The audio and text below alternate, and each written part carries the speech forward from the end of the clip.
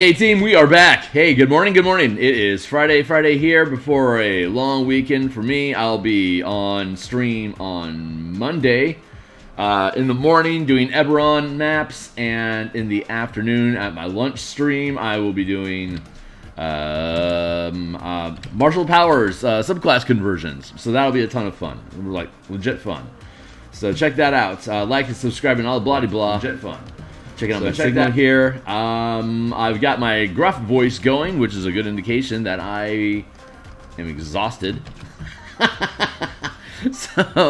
so strap in, folks. I could be off the rails today, but hey, you know, we are developing products here for the DMs Guild. Right now, we're focusing our attention on Spelljammer Combat and Exploration. When we build a book, we need to make sure that that it's serving a purpose and fulfilling a function for everybody.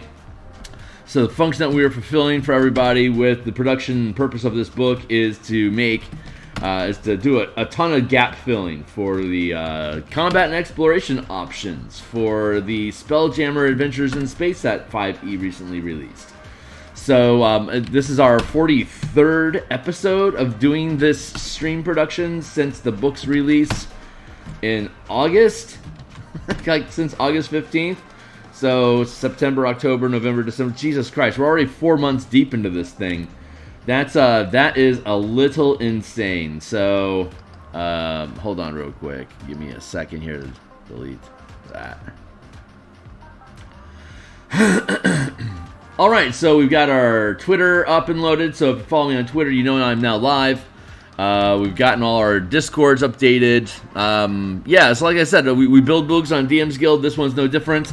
We're expanding the map for Light of Xaryxis to let's get rid of the color here for a hot second. And so here's the map. This looks similar to the map that you'll be familiar with. We had to rebuild the map completely because we can't, on the DMs Guild, we can't just use a map that exists in another book. Like, we can't just cut and paste it. So if we have a purpose for a map that exists to be in our products, we have to create them ourselves. And luckily, I'm an artist, so I can create things like that. These squares are 500 each. This larger square is 1 mile each. This is the scale that we work in when we're conducting Spelljammer ship and squadron combat. Like, you can fit a number of ships inside of a 500-foot square. You can obviously fit a ton of ships in a 1 mile square, but the Light of Xaryxis on the map that they provide for us in Spelljammer in the Light of Xaryxis adventure, it scales out perfectly that this thing is in a 1 mile square. It's like they figured, it's like they knew this stuff was possible but didn't know how to do it. So here we are, building these things. I've spent a number of episodes talking about the strategies behind actually attacking this Citadel with a squadron.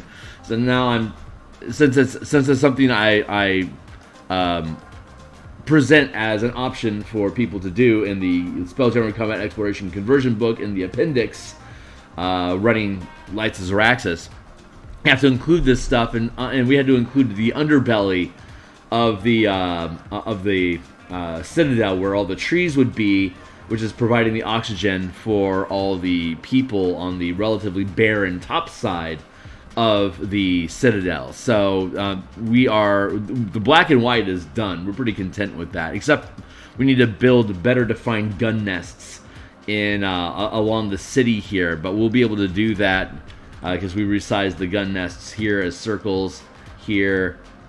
These are roughly 150-foot areas. That's easy for us to put 5 trebuchets in. So a trebuchet would do a D8 times 10 damage by itself every time it fires. And so this nest would be a 5d8 times 10 damage, which is anywhere from 50 to 400 damage per hit, which is excruciating damage for a ship. Like a Star Moth can only take 400 hit points of damage. So you can knock a Star Moth out of the sky just from a really solid volley of one of these gun turrets. But of course, the way that we conduct combat with vehicles in the systems that we've been developing is those vehicles become armor for the pilot that's moving the ship and attacking with it. So it becomes a you've got your hit point pool and you've got your ship hit points, and you can take siege damage for the ship. So instead of taking 5d8 times 10 damage, the pilot could take that damage for the ship, leave the ship unscathed, and use your own hit point supply to take 5d8 damage, and you drop the siege weapon multiplier, but you're still going to take 5d8 damage. So this is if you're using NPCs in your squadron, the NPC pilots won't be able to take that much damage themselves personally, so their ships are being damaged to protect the pilot from being killed. But your NPCs at 8th level, they're going to have enough hit points that they can take a couple of hits from these towers, especially if you have a cleric on deck with you or somebody who has healing capabilities, to be able to keep replenishing the hit point supply for the pilot that's on deck. So that's, you want to figure out where your team is on your ship to make sure that the person that's taking the most damage for the vessel is the one that's within touch range to be able to perform the healing for. But all this stuff is going to be in the book for you to review and consider, and that book will be 100% preview. You'll be able to read the entire thing cover to cover and all the pages in between when it publishes on the DMs Guild. And I have a link down below to the DMs Guild that gives you like 5 some odd books that I've already published that you can read cover to cover, read the entire book. So you can check that stuff out, just kind of as a proof of, just as a, to put my money where my mouth is, as it were, that I believe in how these books work. I believe they're meant to be used. I think they enhance your campaign, and it just depends on what kind of campaign you want to run. So having said all that, we're building the underbelly of the map here of Xaryxis, so that we can conduct these other combats. And when we left off, I had just figured out how to do the texturing for the rocks on this structure, and I am still very happy with how this looks this morning. So we're going to just continue diving in here and pushing pixels around until they look like I want them to look like. So strap in, we're going to do this for a couple hours. Then we're going to take a break later on today, and we will come back in our afternoon stream and continue our work on the Eberron Graveyard. So we'll do, I should set a timer. We're going to do this for 2 hours, a little less, maybe like an hour and 40 minutes this morning. I'm going to go till it's 7:15 here in Seattle, so I'm going to go till 9 o'clock here in Seattle. I'm going to take a breakfast break my fast, and put some food in my stomach, get some work around the house done, and then I will be rewarded in my good deeds and efforts by jumping back on stream here later on and doing like maybe from noon till 5 working on the Eberron map. If I can possibly have the endurance to last that long, and yeah, that looks good, and be able to produce that much, be able to stream that long on doing cartography. I can do 5 hours just making art. If I'm painting, pixels, and luckily we're about to get into the color phase for the Eberron Cemetery map we've been working on this past week, and that will elevate it to the status of this is something I can easily endure doing for long periods of time. So once I get into coloration, smooth sailing. We'll be able to knock things out. So I'm really happy about like being here with this map right now, right here, right now, this map, and being able to just to produce this stuff. It's super cool. All right, so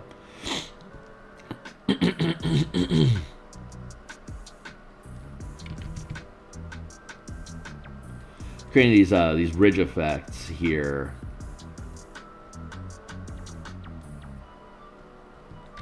I'm ultimately going to come back through and do like this, but I need to have the color here to denote the change in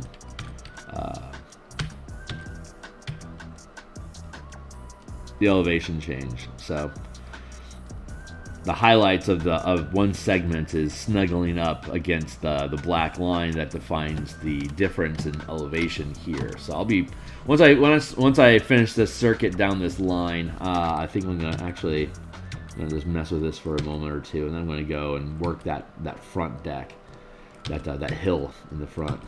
I want to get this stuff down.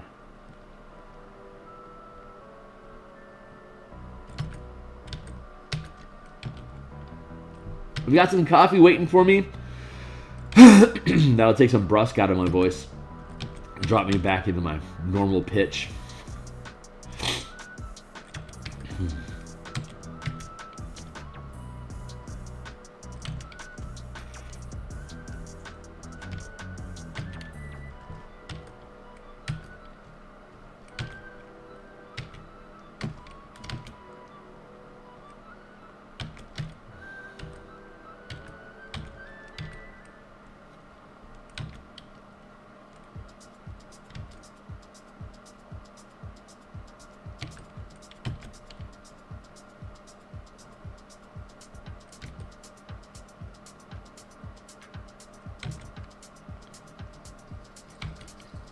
Yeah, we'll do like that.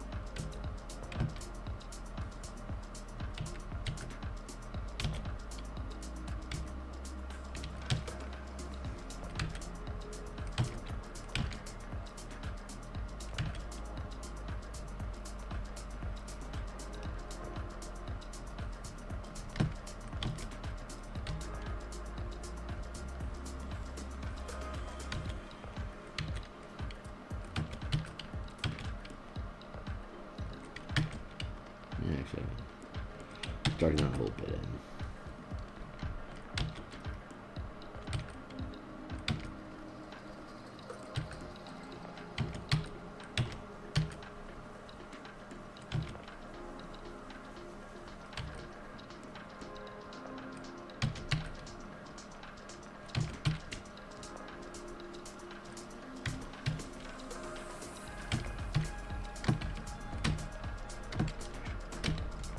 Ooh, boy, this is gonna be good.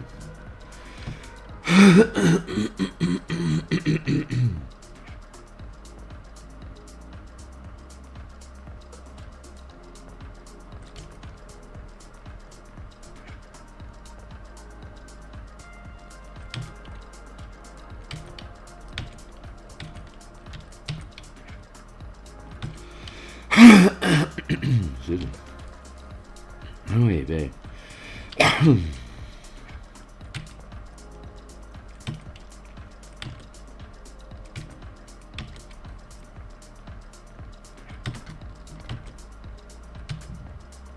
Like that.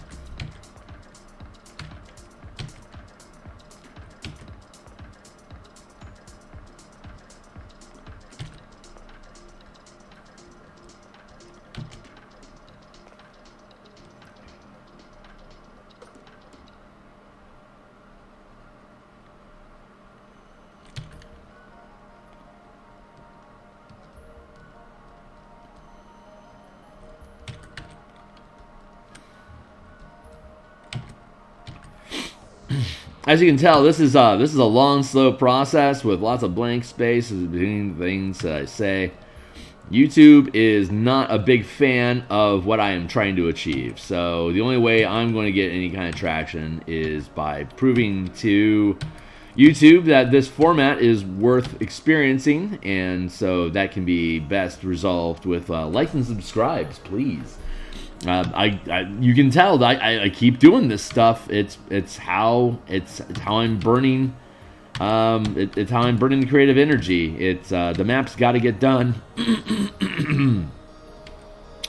I'm just proud that I can post the progress and show everybody what I'm doing, and occasionally have some cool conversations about it while I'm sitting here pushing pixels. So if this is of interest to you, please do help me out on the channel here with likes and subscribes, and even shares if you're so inspired. But the philosophies and comments that I have about the current game system, they're just kind of peppered in here.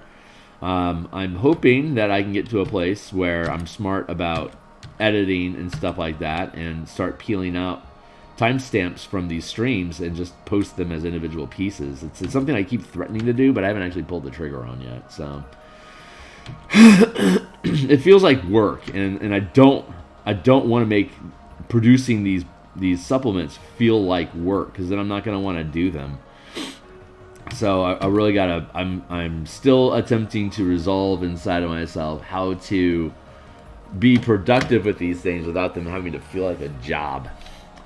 And ultimately, if I get as successful as I want with this, it's going to be a job. But I have to be able to transition into that stuff gradually over time, so I don't have culture shock and burn my creativity out because of administration duties I have to perform. That is a significant, real threat that I've experienced before in freelance illustration, like doing character commissions and stuff. I will burn the fuck out, and I cannot afford to burn out.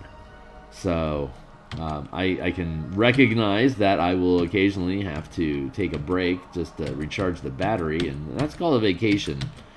And I'm excited about those when they happen, but I got to be able to grind this stuff on a daily.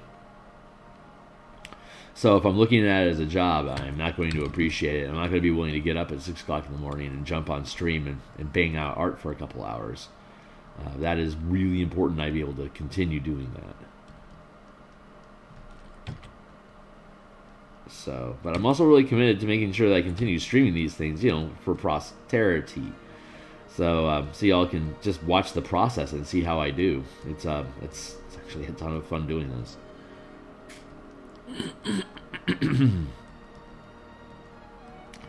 Especially if you know anybody that's colorblind, definitely point them this way, because colorblind people like to paint too. And I know it was really it was depressing for me to think that I wouldn't be able to do color illustration because I can't see any color, and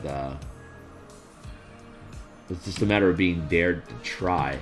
And once I did, I figured out I could actually do it. So that was really inspiring, but it just took that nudge and the proper tools. I wasn't able to do it until I had Photoshop up and running in the 90s. And then the tablet. I just use a small 6x9 Wacom Pro Tablet 2. It's cheap. There's like 3 of them in stock at the Best Buy a block away from here. Like, seriously, there's a Best Buy a block away from here, and they have the tablet I need. It's ridiculous. So if my tablet breaks, I can just walk over and buy a new one. I mean, they're not cheap. They're a couple $100 a piece, but still. I'm more than make up for that with the sales of supplements of the DMsGuild. So it's a self-funding addiction currently, hoping to evolve that over time.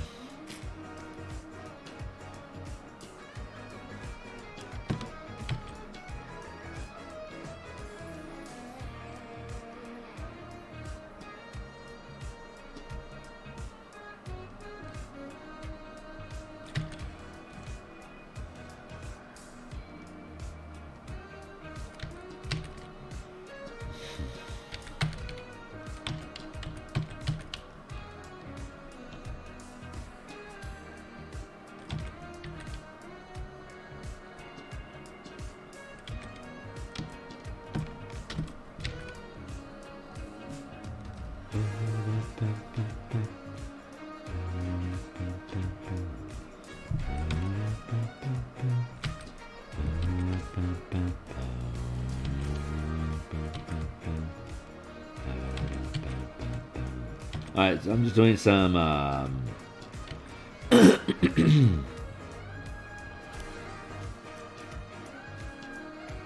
rim shading, as it were.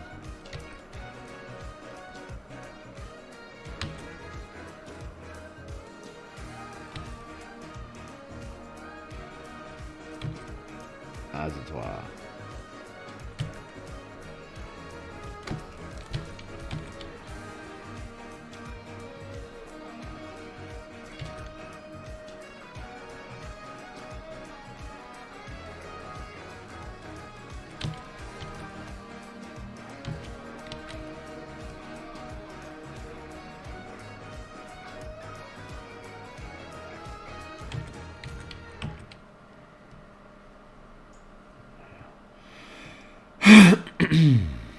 Morning Haganagas, welcome to him.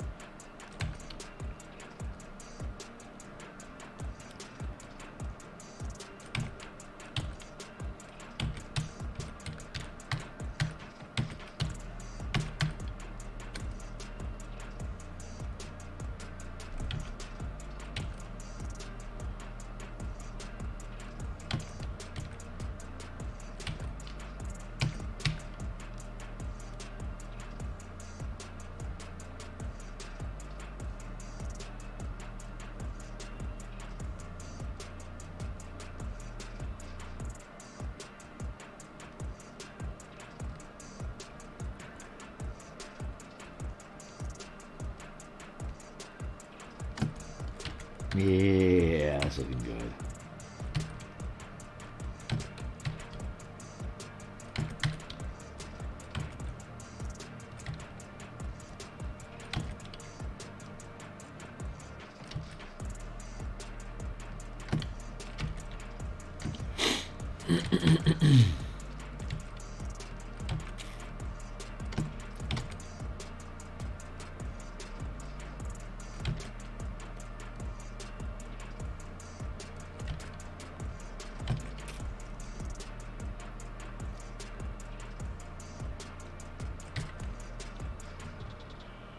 Seems to be the best way to do it. To get the lighting for the trees done first, and then work the rest of the stone around it.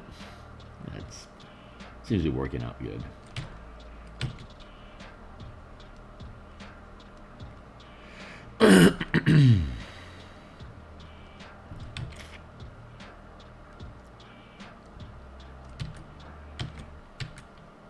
What are we talking about today? Someone's got a subject, throw it out down in the chat channel and see what we can talk about. I don't think there's anybody hanging out with me today anyway.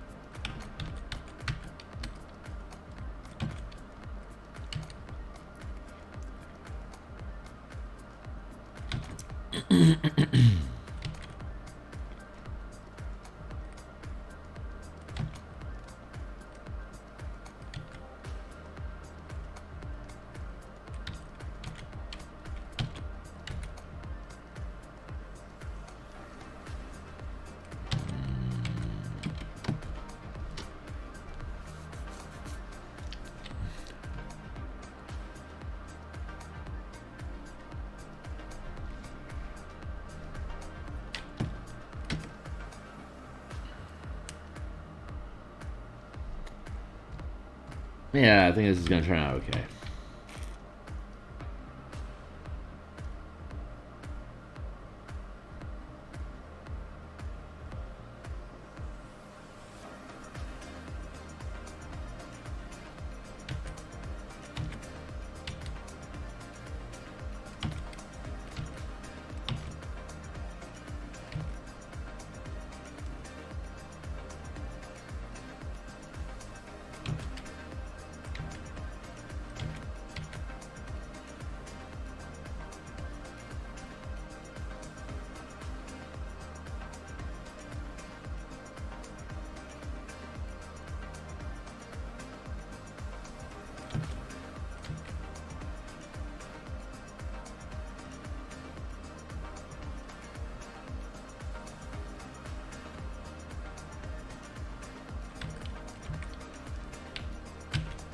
All right, now we're back in the part that I hadn't resolved yet. For the stonework, that's cool. We're back at it. We're back at it.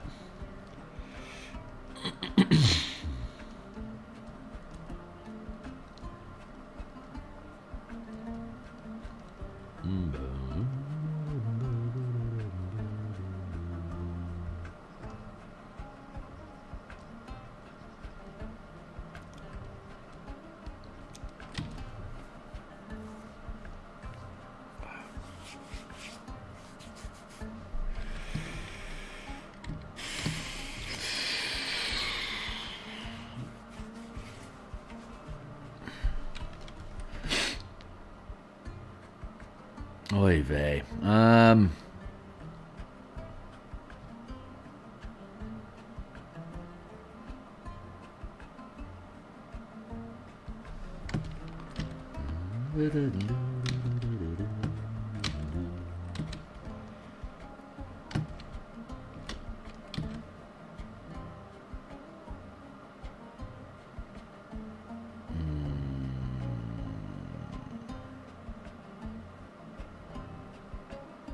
Thinking things through, just trying to figure out where we're at. Interesting.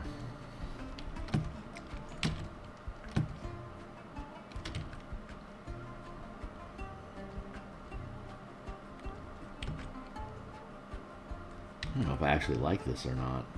Shit. That is not good.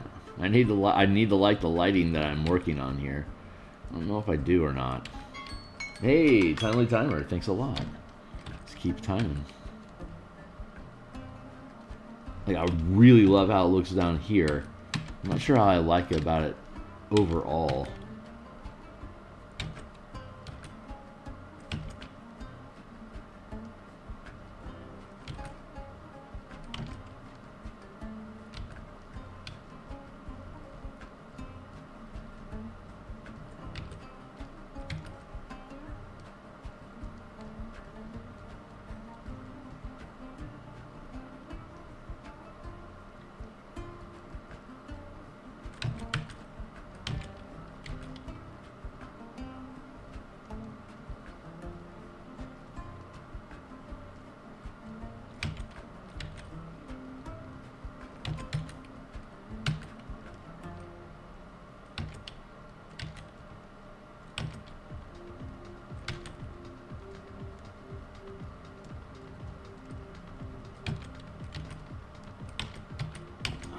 Might just have to pay more attention to each individual rock to give them individual personality.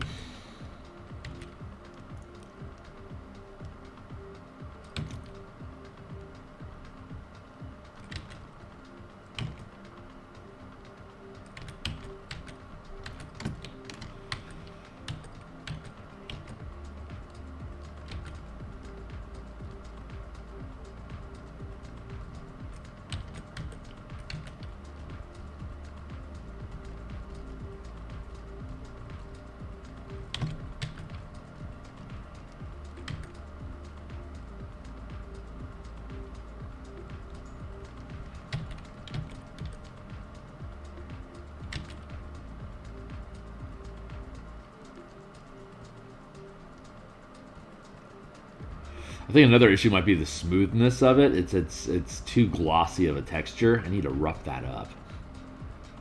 I'm not sure necessarily how to add grit to it right now, so I'm kind of trapped in this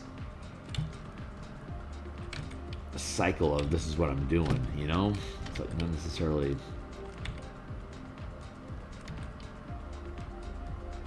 helping me get to where I need to be with the piece overall. I think I do need to have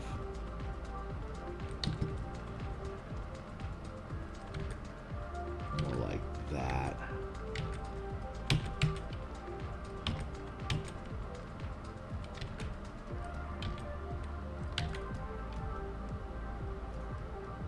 Yeah, I spent all that time doing that top rim, and it's not working out.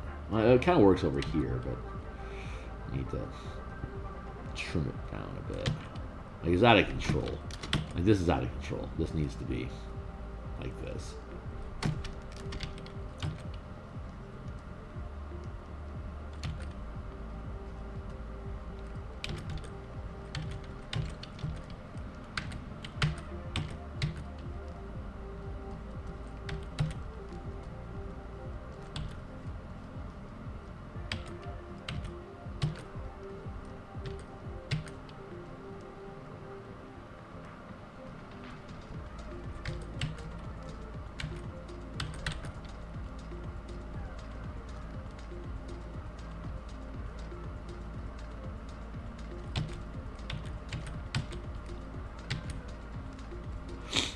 Now we're figuring it out.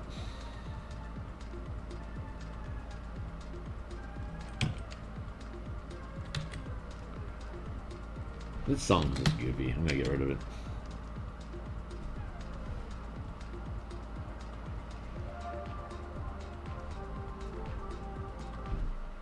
We'll spare you for now, but we're skipping.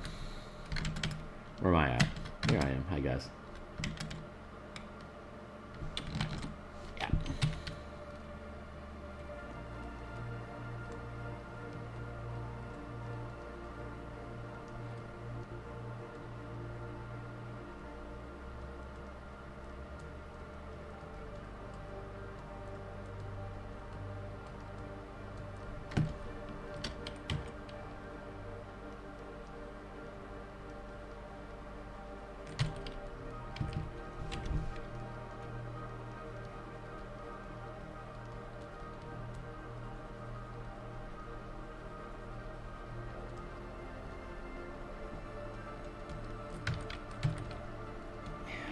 Do.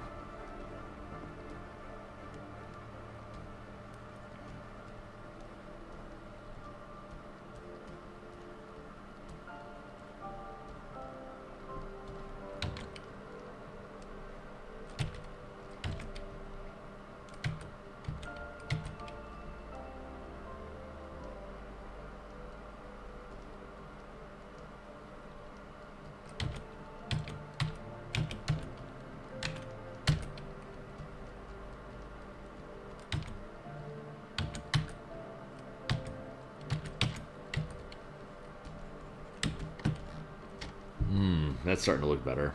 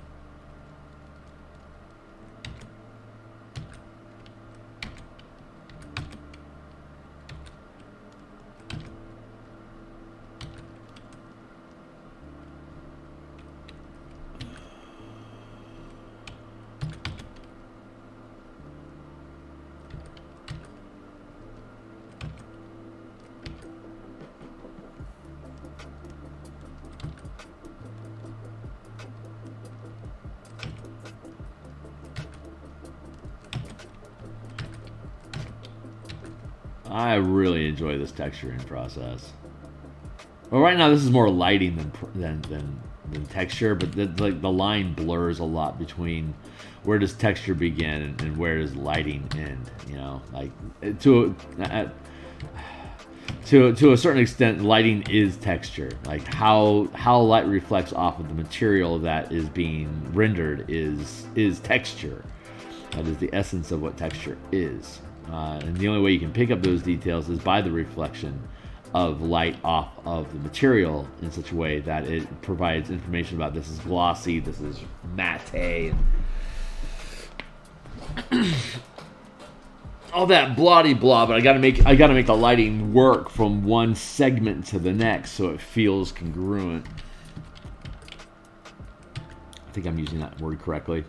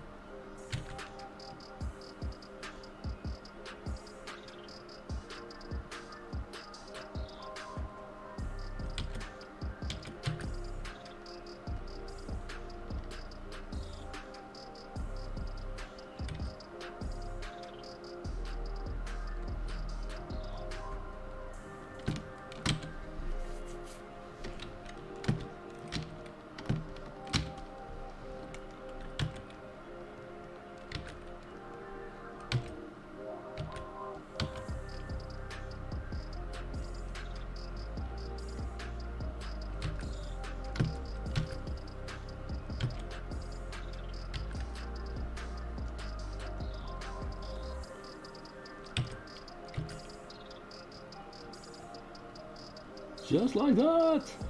Echt.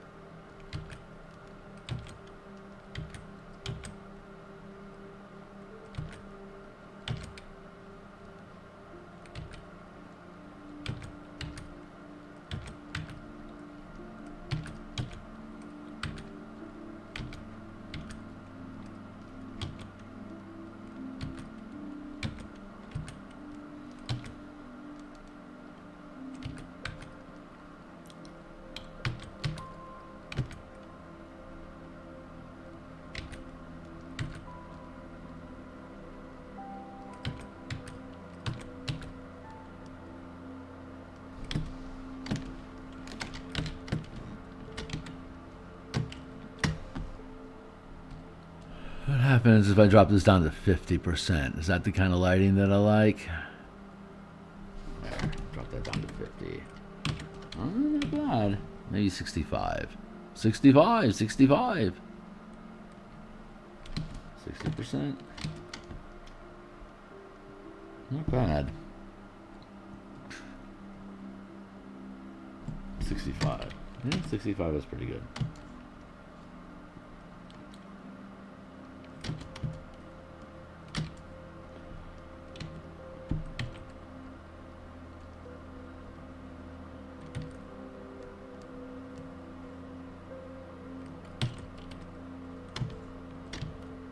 We might be okay with 65.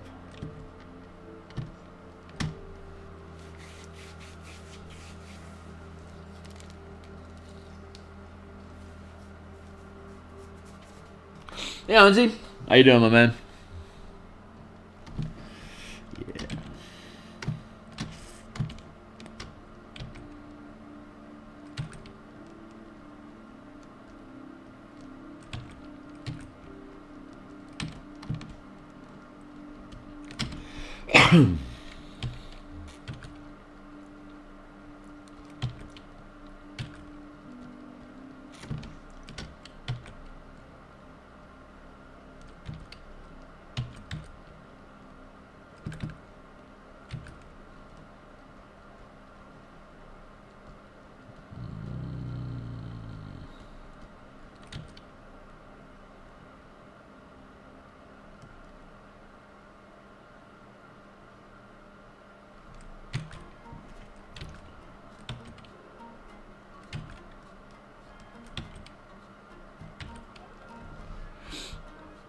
That's looking good. Landmass is looking nice. Oh, thank you.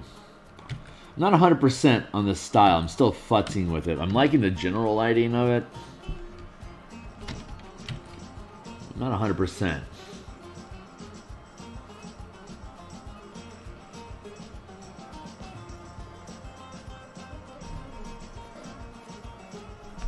Not sure. I think it's honestly, I think it's the lines. Kind of like want to get rid of this line here and these lines here. Not sure though. Like the top, like if I don't have any color, the topography is super useful. I just don't think I'm doing it justice with the color. Like, not sure. I don't know. I'm still messing with it, you know. We'll figure it out. This is probably just that ugly mid-stage where the only solution is to keep pushing pixels. Like, the only way out of this is moving forward. I can't back out of it. I mean, I could, but what kind of a hero would I be if I backed out of it?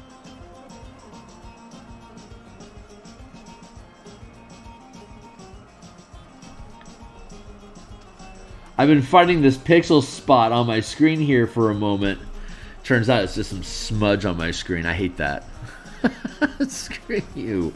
I need to keep my surface area super clean, so I'm not trying to erase pixels that don't actually exist in the digital space. There. Alright.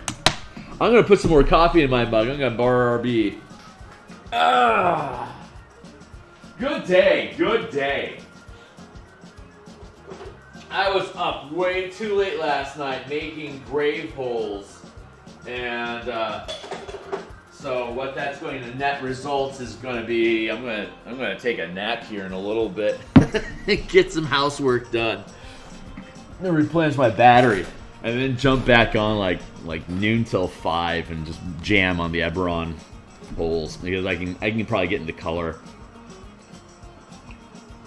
by tomorrow. I don't know, man. Maybe 5 hours is all I need on the Eberron map right now to get to the color stage, which I need to get to the color stage on that grave, on that cemetery, because it is a big map, and the longer I sit in the line art space, the more it's going to start intimidating me. So I need to get ahead of that guy and put him in place.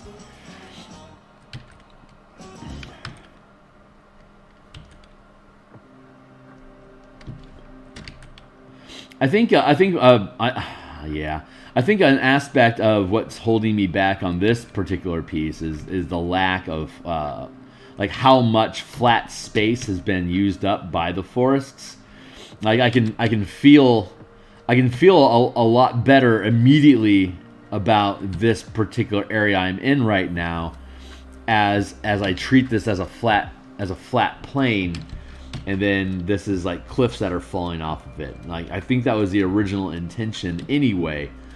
It's just a matter of making sure it stays expressed throughout the piece.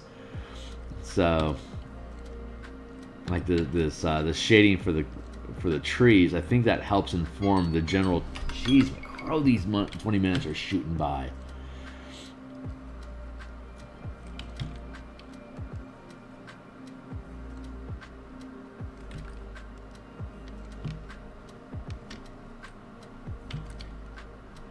Like none of these are actually horizontal surfaces throughout here. They're all curved stone stuff that's all kind of clomped together.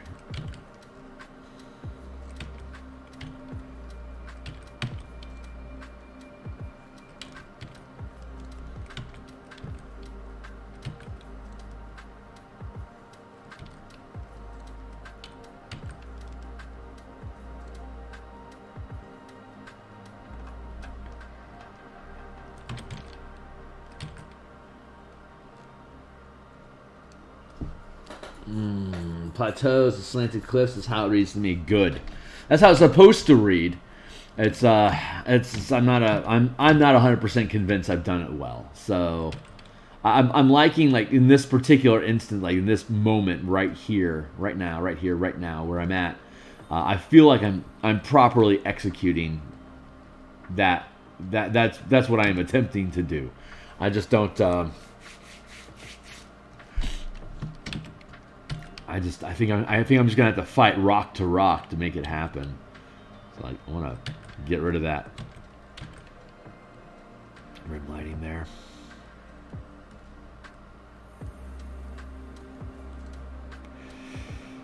Like I said, it'll work out. I just have to spend a lot. I have to treat each individual. I have to like really pay attention to each individual stone and like what is each rock telling us about the shape of the overall structure, which is intense. This is a lot more intense than I thought it was going to be. But I really enjoy the process.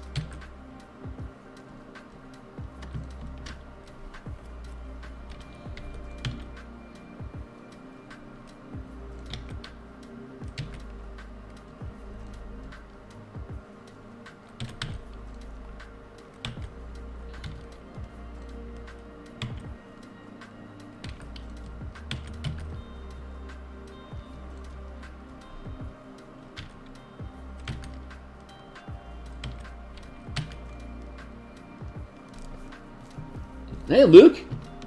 How are you, man? You're new blood around here. I think maybe you've stumbled into my stream before. Welcome. We're this is if you're not up to speed, we're working on the Light of Xaryxis, the Citadel of Light. This is the top view that they provide in the adventure. I had to rebuild it because I can't take assets from existing Wizards content if I'm going to produce things that go on Wizards on the DM's Guild, and this is a conversion using the combat system that we built for spelljamming vessels. So each one of these squares is 500 feet, and then the overall huge structure is a mile. And so the scaling mechanics we have go from 5 feet, 50 feet, 500 feet, 1 mile, 10 mile, 100 mile, 1,000 mile, 10,000 miles, and it continues to scale all the way out to 100 million miles. And the book that we've built, it'll be 100% preview on DM's Guild once it's released, so you can read it cover to cover to make sure that there's value there for you before you decide to purchase it. But this is one of the map assets that we're putting into the zip file for those that do buy it. This is the top side entrance that we rendered here on stream, and then we just built the bottom side. You have to have a shitload of trees to make sure that the oxygen supply remains current, so we had to math out this amount of forest in 500-foot blocks should be sufficient for about 6,000 people, which is the size of the town of the Light of Xaryxis. Actually, they don't actually tell you, but it's a town. It's not a city. It's a town. So that means that should be fitting in well. So right now we got the forest for people. We got the base stonework that we got. Now we're working on lighting and shading for the actual stonework to help indicate topography. And then each of these circles is a gun station or a weapon turret tower, and it's about 120 some odd feet. Actually, sorry, about 160 feet. According to this 500-foot square, that's a 160-foot circle, which you can easily place 5 trebuchets on the top of. Each trebuchet has a crew of 9, which is 45 people, plus a commander boss, like a siege boss. That takes it to 50, and then you have an actual tower commander that sits over the siege commanders that sit over the siege crew. So each one of these turrets, if properly manned, has 51 people pushing rocks from the tower into the trebuchet to fire at ships that might try to land on the underbelly of this thing. And trebuchets have a 1,500-foot range, a normal range, and using the mechanics that we use, you can target anything up to a mile away at disadvantage. I mean, you can target things further away than a mile, almost infinitely, if you want to. But if you fire at something over a mile away with these physical weapons, it's such a far shot that the only way you can hit something over a mile away is if you have surprise, if they don't see it coming. Because if they can see a rock coming a mile, like literally, that's the expression, I saw it coming a mile away, as literally an expression, an idiom in our language. And basically what it means is that it was so obvious coming at me that it wasn't a threat. You can easily just shift your ship to the side, and whoosh, that rock is just going to shoot right by into infinity. But if it's if you don't see it coming, if they've got the drop on you and they're surprising you, then they can hit you over a mile away, and then you have to star jam in to be able to get close distance so you can start dogfighting with them before they yeet out of there and drop off your orrery scanner. But we've built all the mechanics for that crap, and so now we have to build. Now that these mechanics exist, we have to restructure options for battle in Light of Xaryxis, the Spelljammer adventure that comes in the box set. It's an okay narration, but it lacks mechanical details. So we had to build the mechanics that we wanted to be able to create the combat scenarios that we wanted, inspired by the Light of Xaryxis. So we needed to have, you can have 25, maybe 30 ships in a fleet working with you to attack the Citadel. Meanwhile, the Citadel has 60 star moths defending it, and it has the actual the fortress itself. The bottom side is doing 5d8 times 10 damage per turret down there, because the damage that we converted for trebuchet is d8 times 10 damage equals a trebuchet stone. So when one of these turrets have 5 trebuchets on them, that becomes 5d8 damage per volley, and they can do 1 volley per round. If you have a full crew, if you got 51 guys on your tower, you can load and fire a nest of these trebuchets once per round. So if your team does sweep the lower belly, depending on where you're at, like here you're taking hits from 1, 2, 3. I mean, it'll be here, it would be at disadvantage from both of these, but this and this one can hit you. So once you actually get inside the gravity field, the air supply, the air bubble of this fortress, it's on. Like, they will shred you. So you actually kind of have to approach it out here someplace and be able to get into it closer and knock out their shield of star moths that are acting as squadrons to oppose your squadrons. And once you can pick them off enough, then you can start picking at the edges, like here and like the. God, that looks cool.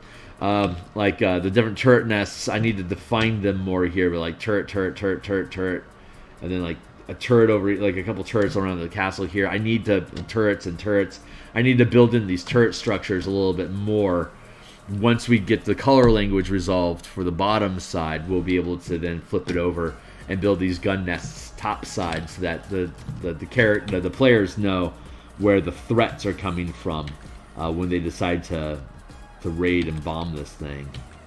So We had to calculate how much damage a 500-foot asteroid, like how much damage would being hit by that do. It's like a sort of a collision is a sort of falling damage, and it can scale infinitely. So we've got the mechanics in the book for like tossing a 2-mile asteroid at a moon. How much damage is that going to deal to the moon?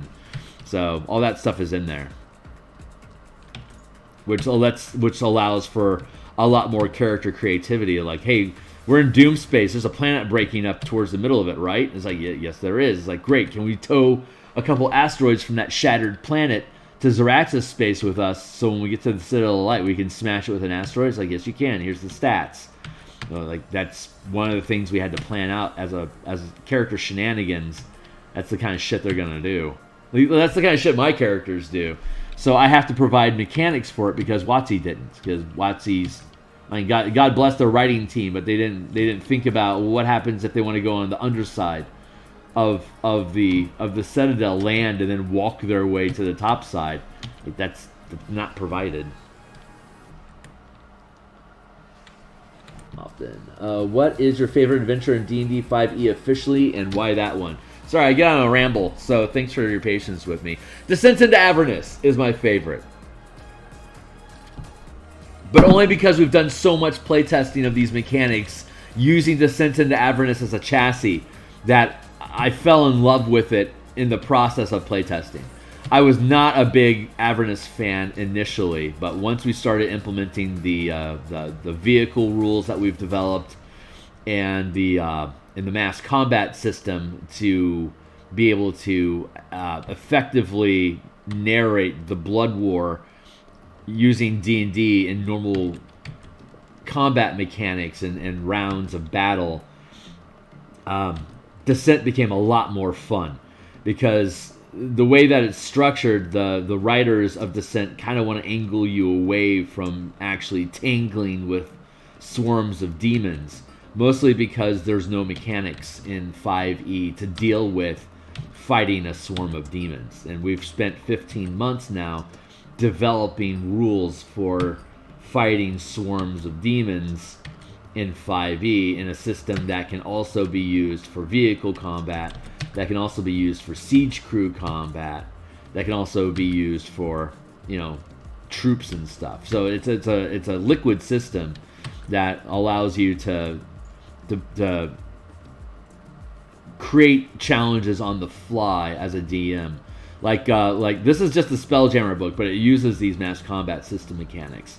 The next book we're going to do after this one is published is the In Command of Squads and Armies, and we'll be able to take the Dragonlance adventure and convert all the battles that are in the book and all the scenarios that are in the board game and convert them into the same command mechanic system that we have for Spelljammer, just with troops instead of ships.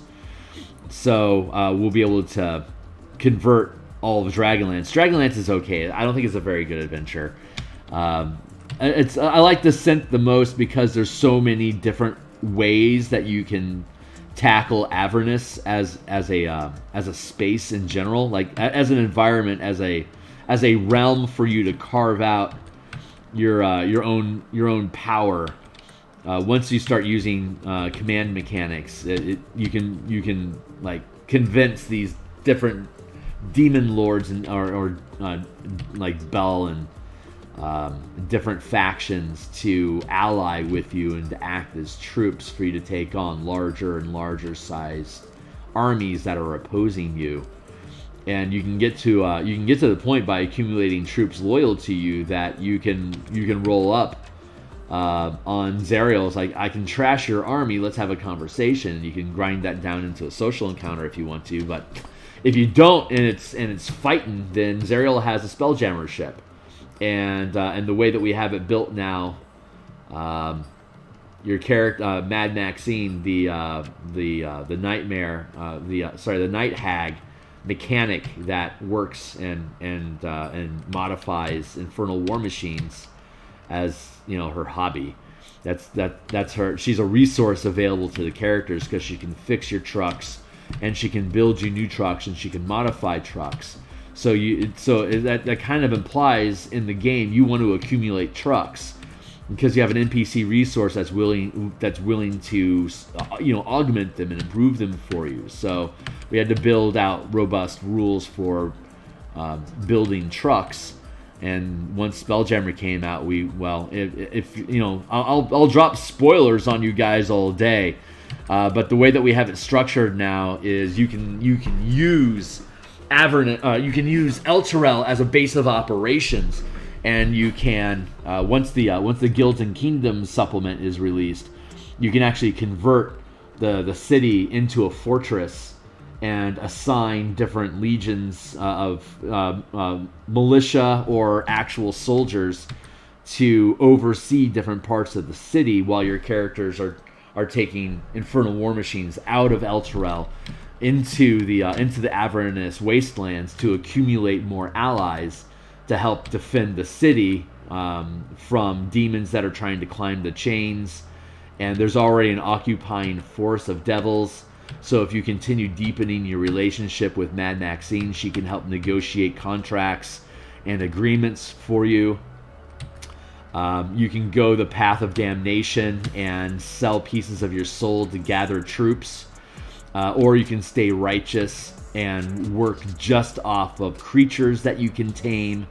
And like there's like a legion of paladins that are trapped in hell that are somehow hoping they can rescue Zariel from her badness and get her back on the path of righteousness. And there's a redemption arc you can work there using those paladins as your base troop concept.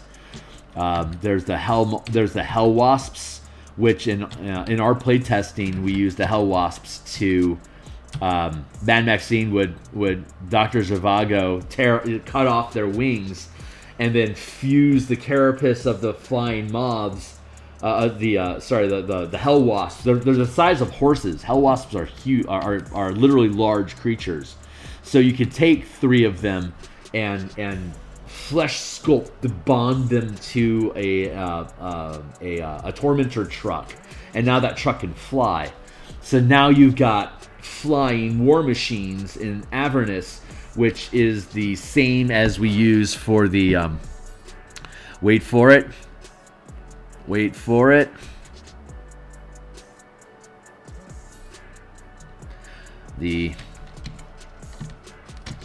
Where are you? Come on, kids. You're making me look bad here with my ta-da moment. I have no ta-da moment. Where did my ta-da moment go? Oh my god. How embarrassing. I don't know why that small craft is empty, but we built a bunch of small craft. I've posted them around different places. You've probably seen them already, so never mind. I'm just making an ass out of myself at this point, I guess. But yeah, so we converted the Infernal War Machines into fighter craft that are like 10 foot, 15 foot, 25 feet, smaller than 50 feet that you can use to. Here, I brought it up. It's kind of up to me to flesh that shit out here for a minute. So let's just dive back into Roll20 real quick, where I do all my playtesting. Descent into Avernus vehicle playtest.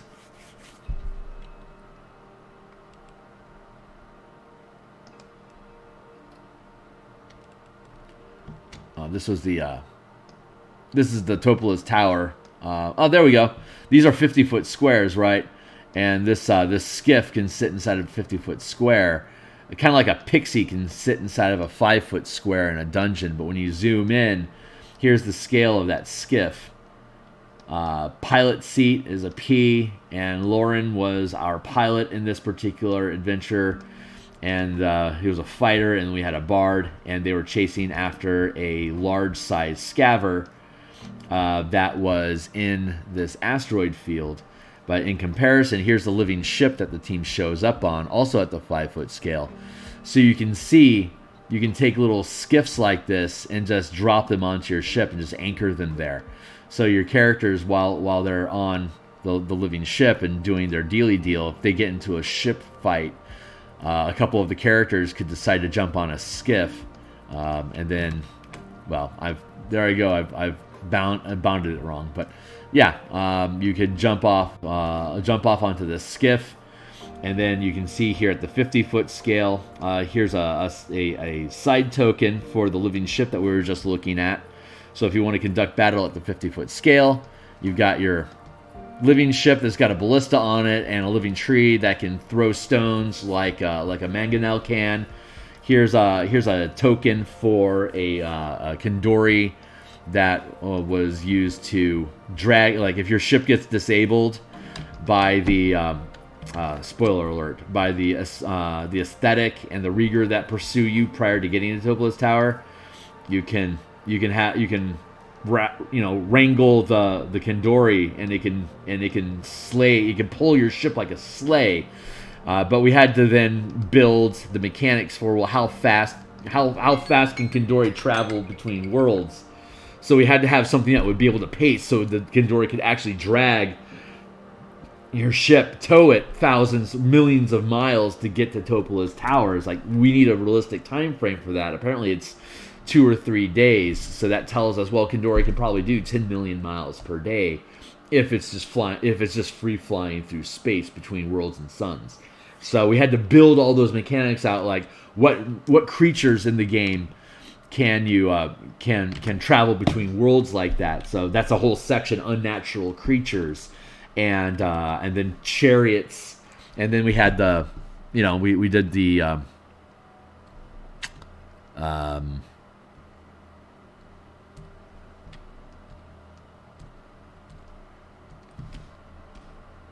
what the? Oh, that's what's going on. We had we have this white screen blocking everything off. These are the scavers that we created, and so like this is an old sketch. The finished piece we did on stream. It's in the earlier playlist. But like you can have knights that are running around on these scavers now, and we have the mechanics for how much damage those can do as a squadron of, like as a troop. And now that I figured that out, I can actually probably show you small craft. There we go. I'm just gonna take this and do that real quick. So these are the different craft that we came up with. The Cuddle Ship is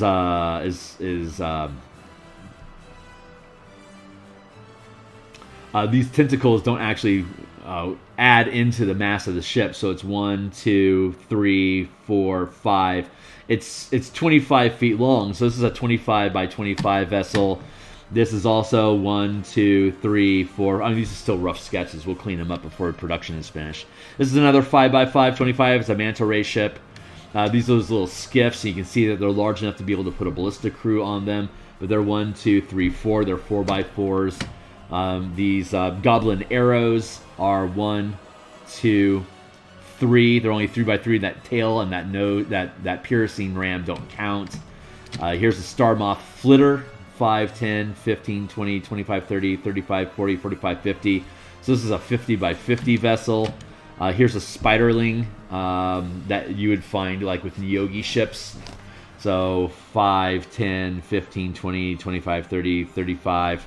It's a 7 by 7 ship. So each of these is like, this has 70 hit points. This has 100 hit points. These have 30 hit points apiece. These have 40 hit points, 50 hit points, and 50 hit points. And when you're piloting these things, those become temporary hit points that add to your hit point pool. So if you've got a pilot, like a first rank pilot, that's like just an NPC that has like, say, 8 hit points, he's going to let attacks damage his ship because a character or a high rank, like a high CR boss fight pilot, like an ace pilot, like a 5th level character might have 30 hit points. So if you're on this manta ray that has 50 hit points and your character has 30 hit points, between the two of you, you have about 80 hit points to be able to navigate with this little craft. If you get hit by a ballista bolt that does d4 times 10 damage, that's 40 damage. A single ballista bolt can potentially knock this ship out of the sky. But if your pilot takes the damage for the ship, you drop the multiplier. So that d4 times 10 ballista bolt, your pilot only takes d4 damage. But if that pilot is like a 1/8 CR commoner, with only 8 hit points, that ballista bolt's gonna frickin' hurt. So he's only gonna be able to tank 1 or 2 hits for the ship before he's out of hit points, and he needs to let the ship take the damage. So this little thing can like dodge and weave and use its hit points as grit, luck, and God's favor to keep the pilot from dying piloting this craft. But at some point his luck runs out, and now it's just on the ship, and that ship can only take 30 points of damage.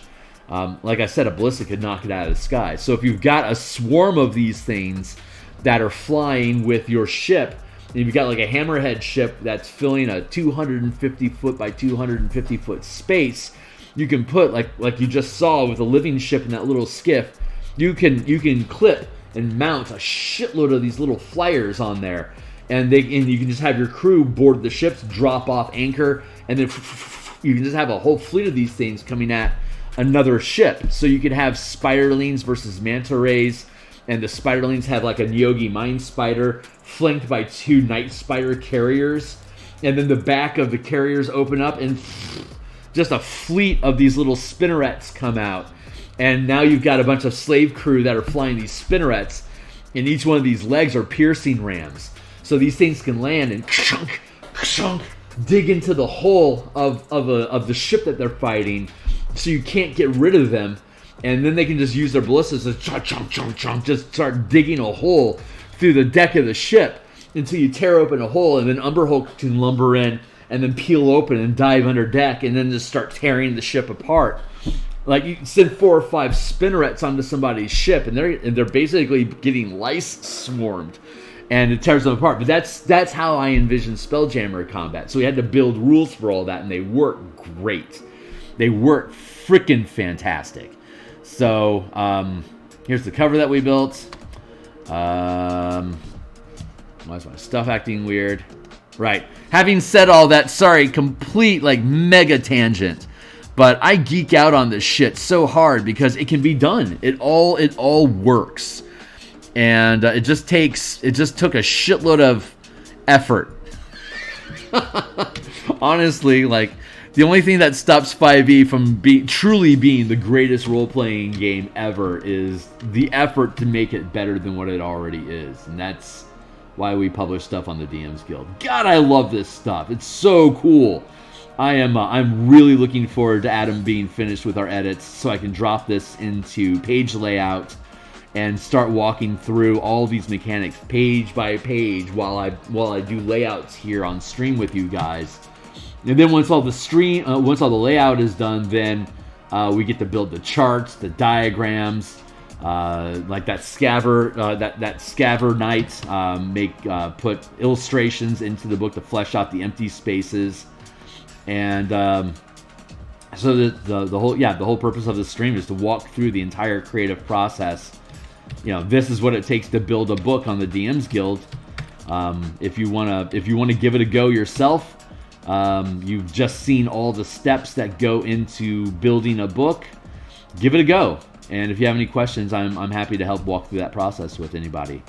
But we just need more smart people building good content to flesh out the gaps that exist inside of 5e, and that's kind of what D&D that's kind of what the DMs Guild is best at, is taking decent ideas that Wizards publishes and just blowing them out into like fully functioning stuff.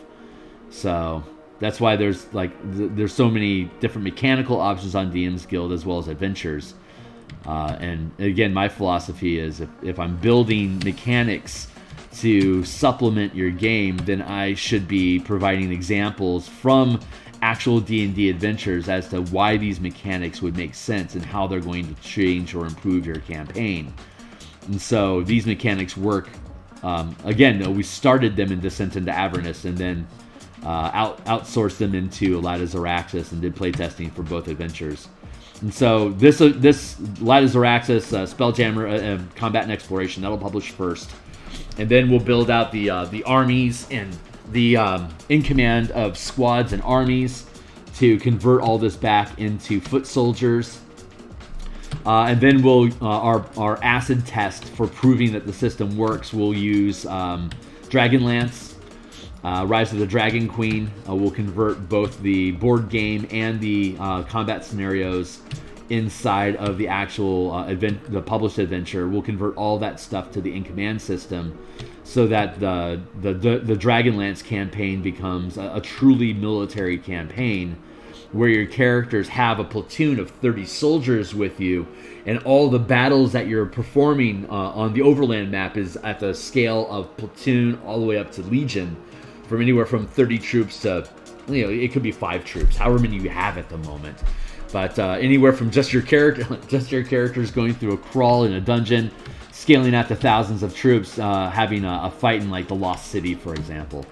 Then you can convert the campaign into, we have this roaming posse of soldiers with us. So if your character dies at any point, the way that first and second edition would work is you'd have a posse. And whenever your character dies, you'd recruit an NPC from that posse to become the new character that replaces the one that you lost. So you don't care about your characters anymore. You care about what is your platoon attempting to achieve. And almost all of first and second edition was all about what is the larger goal of the team. And if I lose a character, where are we going to fetch another one? Because they didn't care about legacy, backstory. Like, if you're role-playing your characters because he hasn't died yet, and you've taken a liking to that character, and now you've fallen in love with that character because somehow he survived. Like, in 4th edition, I had a Gamma World character. I didn't play a lot of 4th edition D&D, but I played 4th edition Gamma World. And I had you randomly roll your characters in Gamma World, and when they die, you can re-roll a new character and get back in the game within 5 minutes. So they expected you to have characters just die constantly and be replaced, which was such a breath of fresh air for me, because I haven't really seen that sort of style embraced by Wizards of the Coast since never, because their first endeavor was 3rd edition. And even in 3rd edition, they started pushing the power fantasy of this is your character, and that character doesn't necessarily need to die. They can just become more and more powerful. And so the mentality is very different in the earlier editions, that if this character somehow survives like 3 or 4 adventures, you love this character because this character cannot die. And then inevitably he does die and you feel horrible about it. And that's when you actually start thinking about resurrecting characters. But back in the older editions, you had to earn falling in love with your characters, which is why in 1st and 2nd edition, people were so passionate about their characters. So like in that Gamma World campaign I was in, this genetically modified Ubermensch character, and I played him like he was in a time capsule that the Third Reich during World War II had created these Captain America, super soldiers, and my character was one of them, and he was just lost in a time capsule. So when Gamma World happens, he eventually wakes up, and he's got like a cockroach ally over there, and that guy is a plant, and this dude has 2 heads. All the bizarro stuff that you expect from Gamma World was in it for 4th edition. But my character would not die. He just like whenever you roll a 1, you would have a random mutation, so you draw from the mutation deck. Like I have this one, like this single use mutation psionic ability, and if I survive long enough, I can finish a short rest, and then I'll get that ability back at the new day. But every time you roll a 1, you discard that card and you draw a new one. So you're constantly refreshing new mutant powers that you have, and it's the same thing with gear. Like you get a magic item, and you draw it from the gear deck. And it would have one, like it was either a permanent magic item that would provide you a small but permanent benefit, like an armor class increase for armor, for instance. Or it would be a one-shot item, like a plasma grenade. It'll do 3d8 plasma damage to creatures in a 30-foot radius when you throw this thing, like a big, like a small fireball as a grenade. Like that's how Gamma World 4E worked. Fast build characters. Disposable magic items, and every time you roll a 1, you get a new mutant power. So you want the 1s. So our characters, our team, our goal was to throw ourselves into as many situations as we can so we could roll as many natural ones as possible, so that we'd have as many mutant powers. We would trigger a variety of powers, and every time we'd be able to toggle up a new mutant power, we're like, oh my god, I don't want to roll any dice because I want to use this mutant power for something important. And so my character, I would just balls to the walls every time. I would just let my character just jump into death, and the combination of mutant powers, lucky die rolls, and random loot that I found, he survived 4 sessions, and he was indestructible.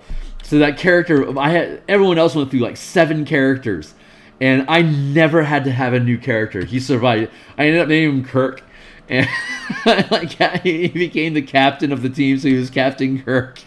It was great, but you can tell, like, I'm passionate about this character because I earned him. I like, him dying would crush me. It's like, fuck, Kirk is dead. That sucks so bad, but he didn't die.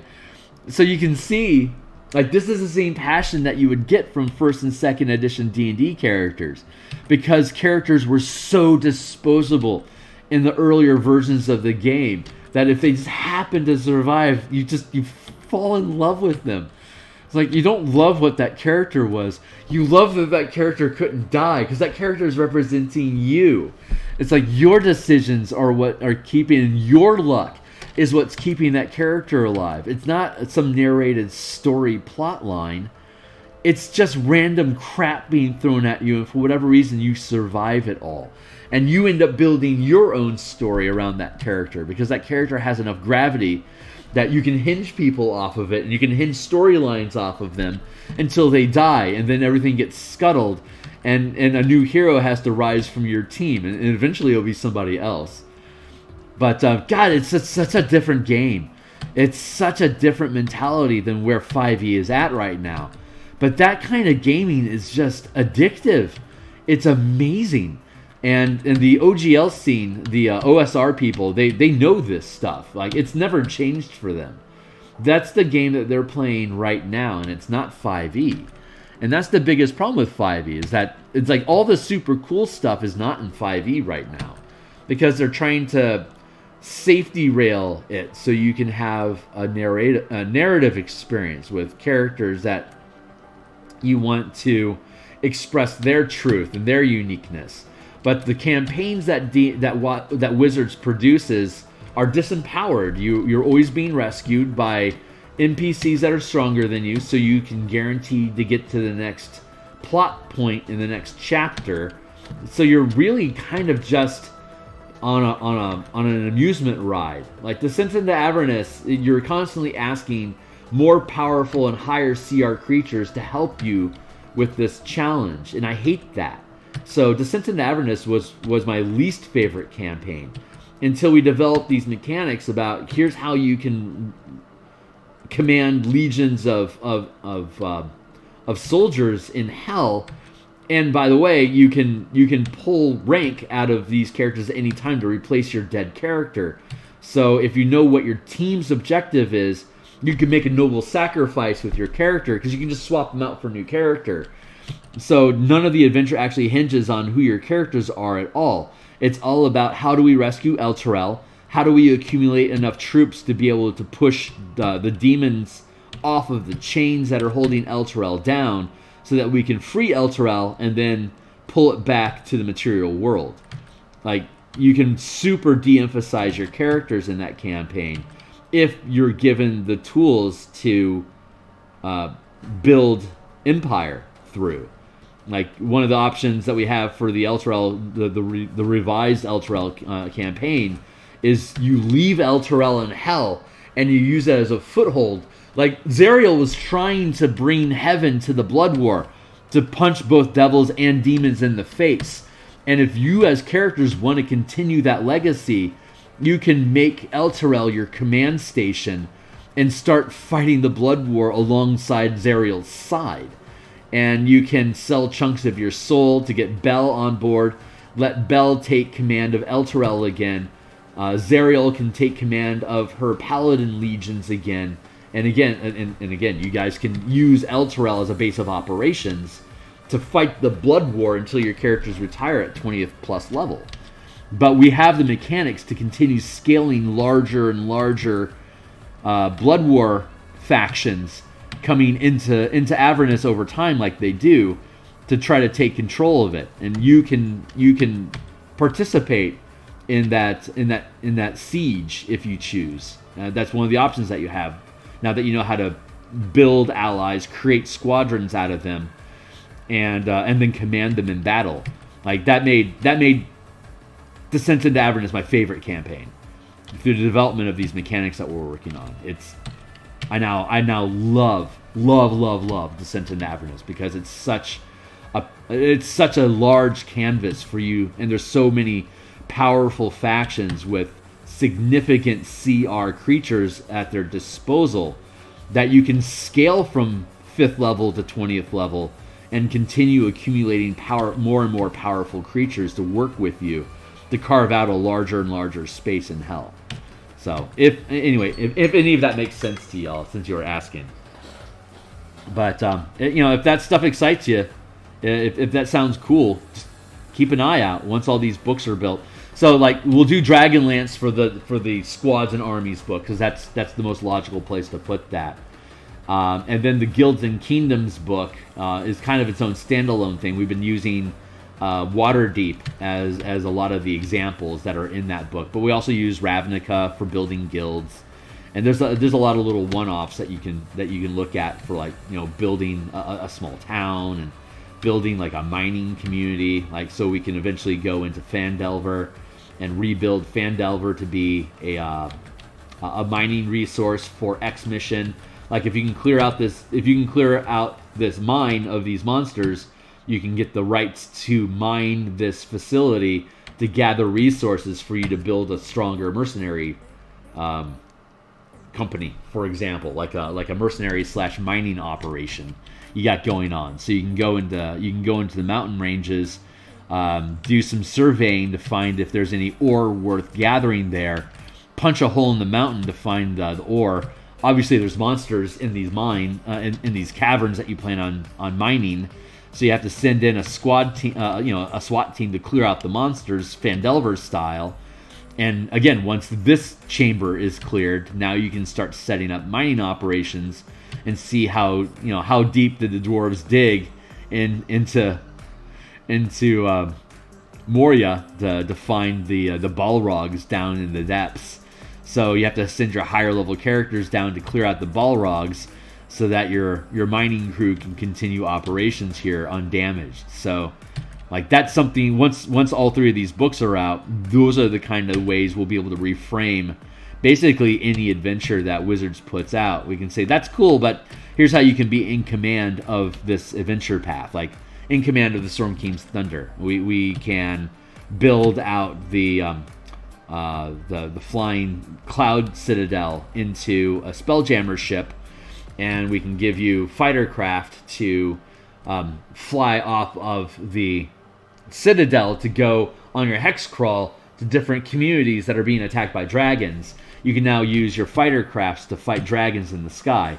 Kind of Reign of Fire. If you saw Reign of Fire, that was a movie about dragons reawakening in modern America and basically destroying all the cities. So now there's little ragtag mercenary teams that, like, maybe they have a Huey, and so if that Huey is too bold, a dragon will come along and knock it out of the sky.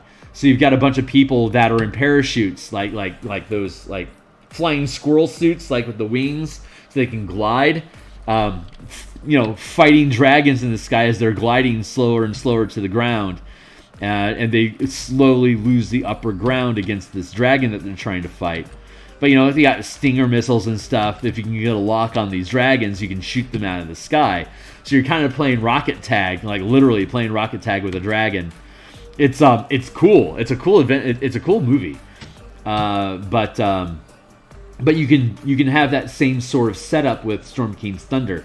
Dragons are knocking out communities. You luckily have this giant's flying citadel, so you can go from location to location and fight dragons to defend that city, and you'll eventually pull the attention of the big bad and it'll come after you. Now you can have a Citadel fight against a colossal dragon, and if you win the day, then congratulations, you know, you defeated the dragon horde, and Bob's your uncle. So that's something we'll be able to build out. But like Light of Xaryxis is built into the Spelljammer Combat and Exploration book that we're building here, because it's the most obvious example of how do these mechanics actually work in a campaign. Well, let's rebuild Light of Xaryxis so you can see how to use it. Oh, that's super cool. So that's like this will be in the appendix. So like, here's how to do the Citadel fight. You know, here's how to do the Topola scaver hunt. Here's how to fight the Neogi in the asteroid field after you search the Nautiloid derelict. You know, you still have all your dungeon stuff that they provided for us in Light of Xaryxis, but when you leave the dungeon and get back on board your ship, that's where we take over and start doing cool crap like fighting Neogi spiderlings in an asteroid belt where the Nautiloid is at. Like, they're gonna send a small squadron of these fighter spiders after you, and meanwhile the night spider is creeping up on you. If they can get close enough to your ship before you can get out of the asteroid field, then they're going to be laying in a bunch of ballista and mangonel fire into you, while their spider craft are still coming after you with, you know, throwing Umberhulks off of it to storm your deck, to kill your siege crew so you can't fight the night spider. And of course, the night spider has all its legs, so it's dealing like it can stab through your ship as a piercing ram to keep you from running away, so they can then run down the legs of the ship to storm your deck. Again, with more Umberhulk troops and slave forces. That if you can defeat these Neogi, you can free the slaves. You can then replenish your siege crew and train them to be spacefaring pirates, or, you know, privateers on your ship. And you can steal some spiderling ships and maybe tow that Neogi Death Spider to the Rock of Brawl to earn a large reward from the space police that had an APB out to hold on, making sure, good, because this ship has been hunting merchant ships and stealing people and enslaving them and selling them somewhere in the astral. So that becomes an extension of the campaign if you want to. But we can do all of these things. So anyway, ramble, yada yada. Okay, you know, the end result of all this rambling is me doing artwork without thinking about it. And now that I have a moment to pan back, I'm actually really happy with how these rock shapes are forming. So, Luke, I really appreciate you distracting my mind with such a great question that let me ramble on here for 30 minutes, so the muse could hammer out the style of art that she wants to be on this thing. So that's what I love about this. This is one of the things I love about stream, man. Just letting me, you know, you put a diamond machine and listen to the whole song. Hopefully this is as entertaining to you guys as it is for me to say it, because I love this shit, man. It is fun. Anyway, time for more coffee, I think. Where are we at? Oh, it's 8:45. So, yeah, we got 12 minutes on the block. I'm gonna put in another 15 minutes of work here, and then we're gonna cut stream for a couple hours. I got some stuff I need to do here at home, and once I clear that from my plate, I anticipate being back on at noon to work on the Eberron maps. We've made progress on the cemetery map that we've been developing, and I did a lot of work off stream yesterday, just banging my head against the wall while I drew a shitload of gravestones. But we've gotten past all that, so now we get to do detail work today. It's still line art, but we'll be doing like rendering the details now that all the rough sketches done, like fatiguing the stones, aging the walls, knocking them down, all that stuff.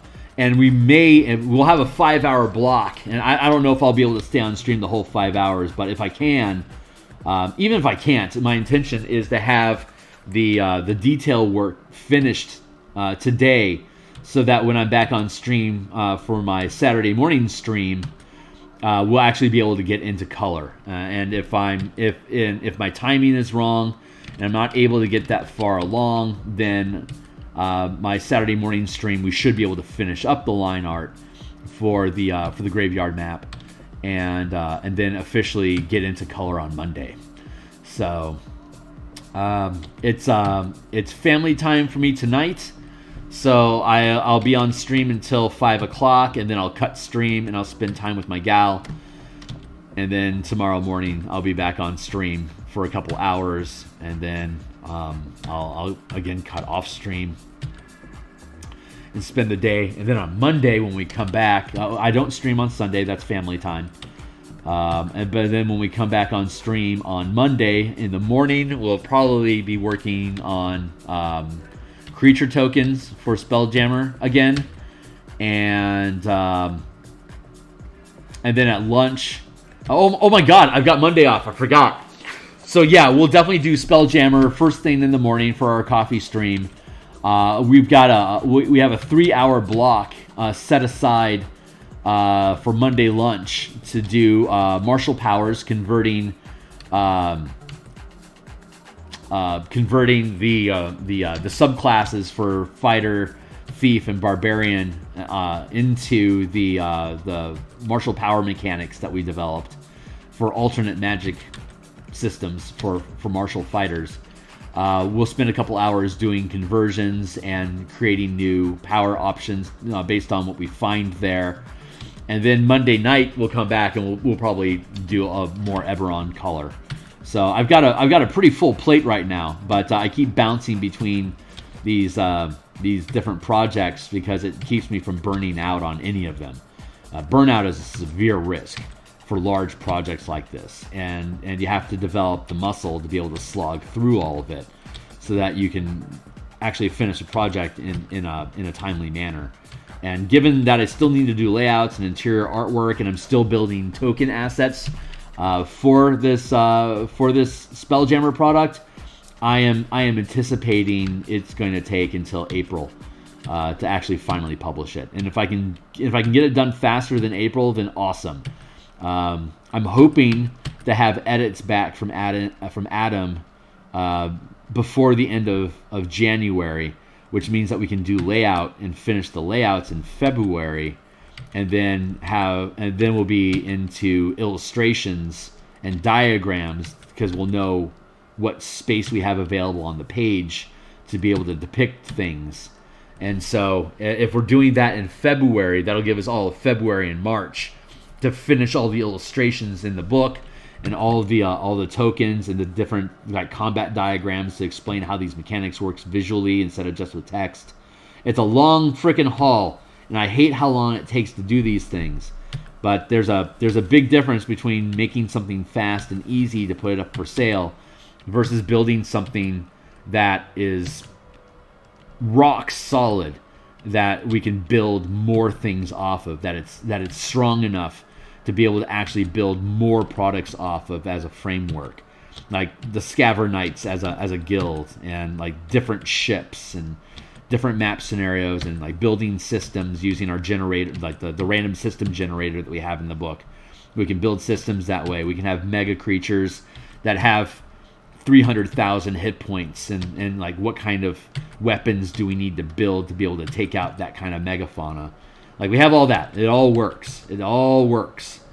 So it just takes a long time to build it out, and once it's built, it's there, and we can continue to use it to build new things off of. Like, if you check the DMsGuild link I have in the description down below, that is a bundle of 5 color mana spell point variant rules that we built for use with Ravnica, Strixhaven, and Theros. And God willing, they'll come out with like I hope they come out with Zendikar. I really hope they decide to do Ikoria, and so they can bring back Hollow Earth using Ikoria as the framework for Hollow Earth. God, that would be amazing. But I can already provide you the mechanics for scaling up these massive creatures. So once these books get published, they just become a resource for us to be able to play with other tools that Wizards produces for us narratively, I can convert their narrative into massive scale combat systems. So, super jazzed about that. I honestly don't care how long it takes. I don't even have 1,000 subscribers yet. I only have like 117 subscribers. I picked up a new subscriber last night somehow. That's awesome. This stuff is so long form. I don't know how much it actually appeals to the modern gamers, but long tooths like myself, like I'm building this as kind of like a as a love note to the OSR community that isn't interested in what 5e has to offer. It's like this is the stuff that we can do with 5e if you're willing to explore those ideas. But it's like OSR already has all those tools. Why would they bother reinventing that stuff? And it's like, well, because I love 5e. I think it's a better game. But none of these tools exist. So we have to build those tools so we can build the philosophies of first edition and bring them into the mechanical sensibilities of 5th edition to make the best of both worlds. So we're building better worlds. Hey, Chronic, it's good to see you, dude. Thanks for being around, man. I am on heavy rant mode today, so be welcome to strap in with me. And if you've got a specific topic that you want me to ramble about for 20 minutes, just point me in that direction, and I will burn hours. But I was planning on finishing here in another 10 minutes, but I'm enjoying myself too much, so I'm going to give myself an extra half hour. So, yeah, at least another 25 minutes anyway. We'll see. But I do have home stuff I need to get done for me to be able to jump back on in a couple hours and start knocking out more maps. But, but yeah, I can stick around for another 20 some odd minutes. I kind of want to. I want to get into this gulch here.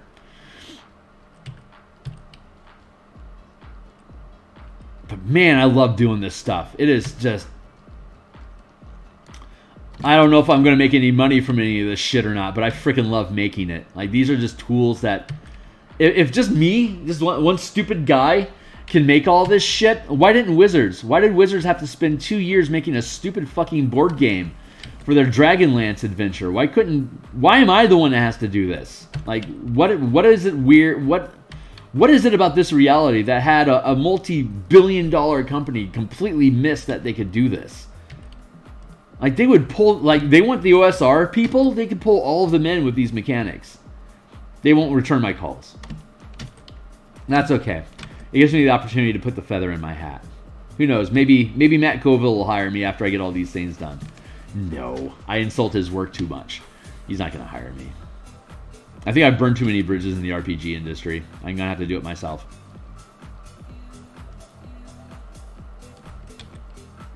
Anyway, ramble, thunder, clatter, boom, boom, boom.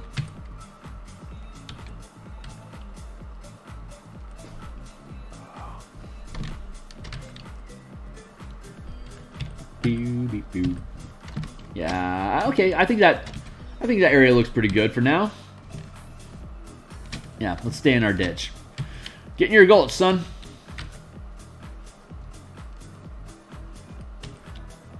Again, these are 500-foot squares, these grids here. So you can easily fit a hammerhead ship in here. You can fit 2 hammerhead ships in a 500-foot square. Hammerhead ships are 250 or 5x5 blocks. They're the biggest. Them and squid ships are also 5x5s. They're the biggest vessels that are offered in the Spelljammer Adventure box set. So that's the. I mean, a major helm can empower a vessel up to 500 feet. It's just they don't have any. Like, they got rid of the armadas. They got rid of the citadel, like the dwarven citadels. They got rid of the really big carrier ships, but those carrier ships fill a 500-foot space, and you can put a fuck ton of little 50-foot flitter ships, like an elven armada. A 500-foot, like an elven armada basically looks like this here, and you've got your deck, like your main deck here, and then these wings like this, and then you've got the bigger butterfly wings like this.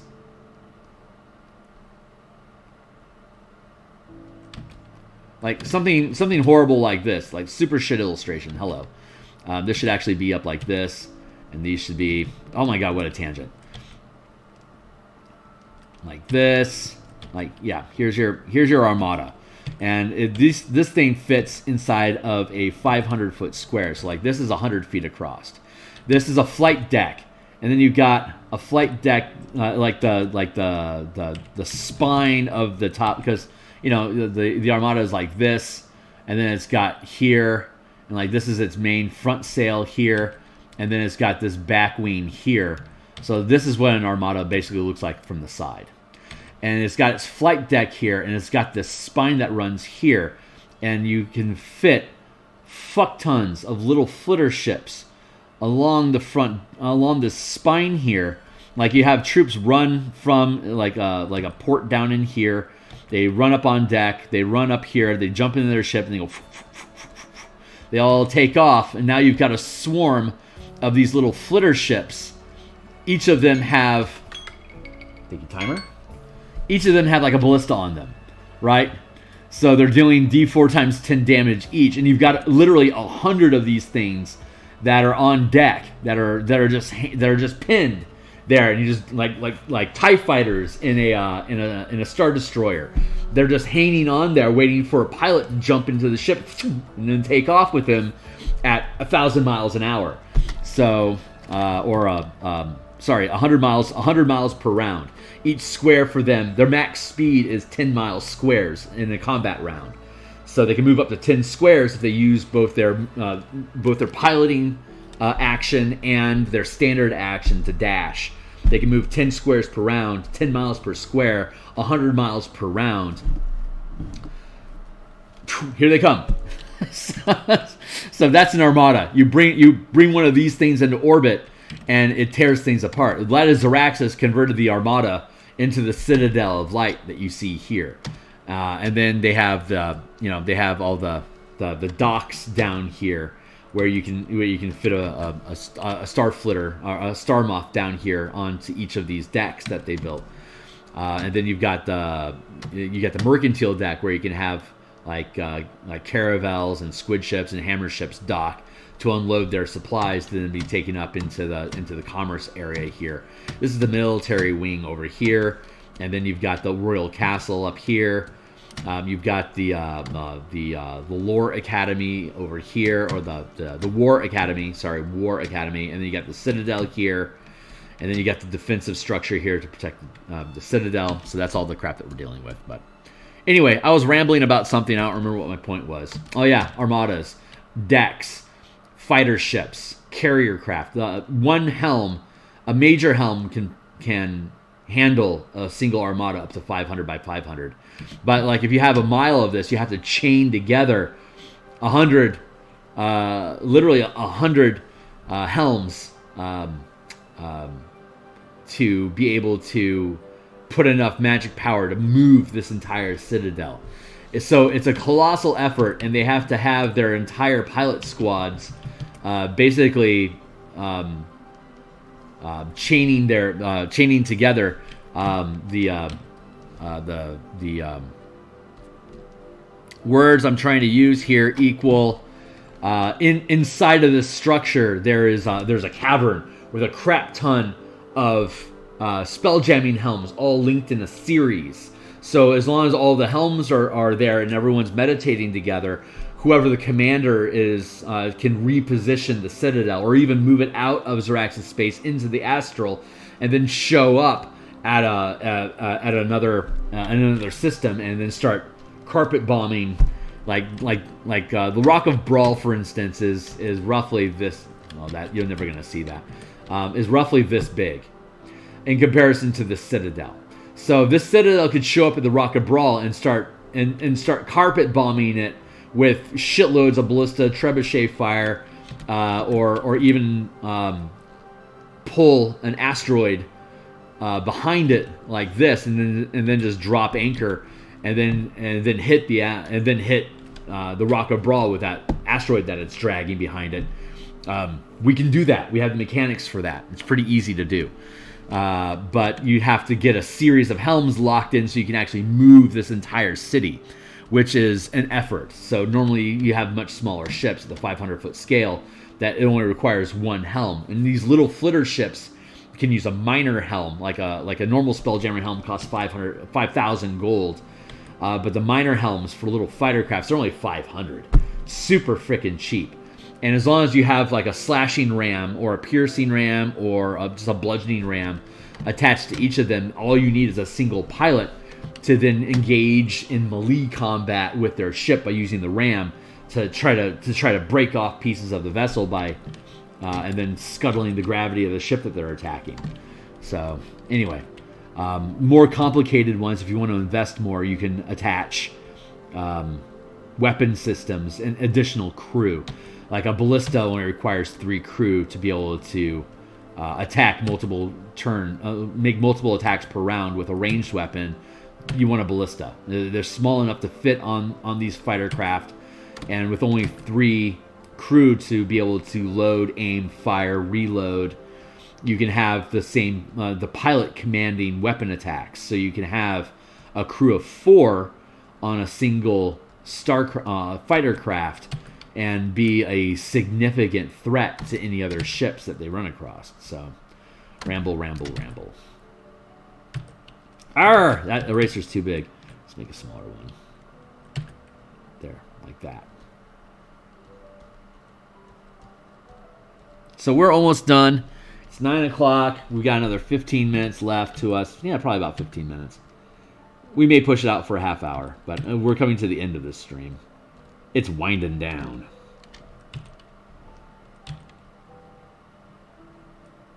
But we'll be back around noon.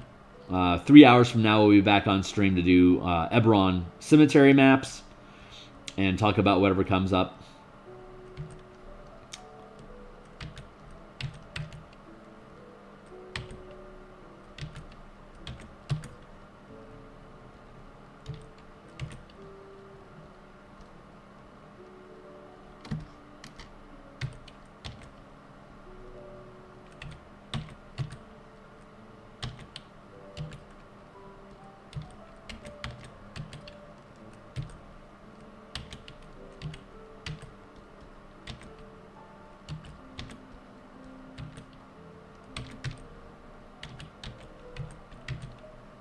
There we go.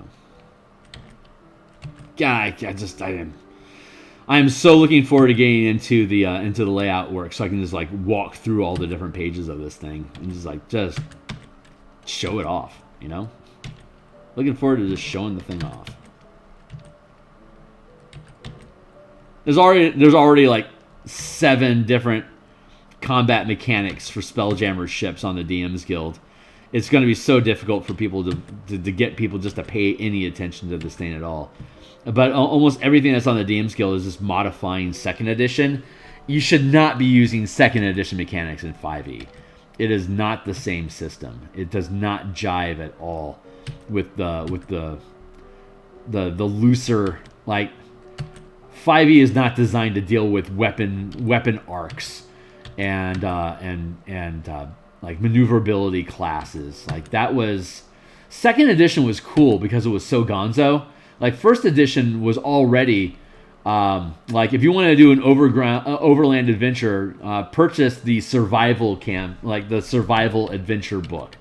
Like it's a completely different role-playing game. It's not even a role-playing game. It's just like a hex crawl was originally its own game called, I think it was just called Survive.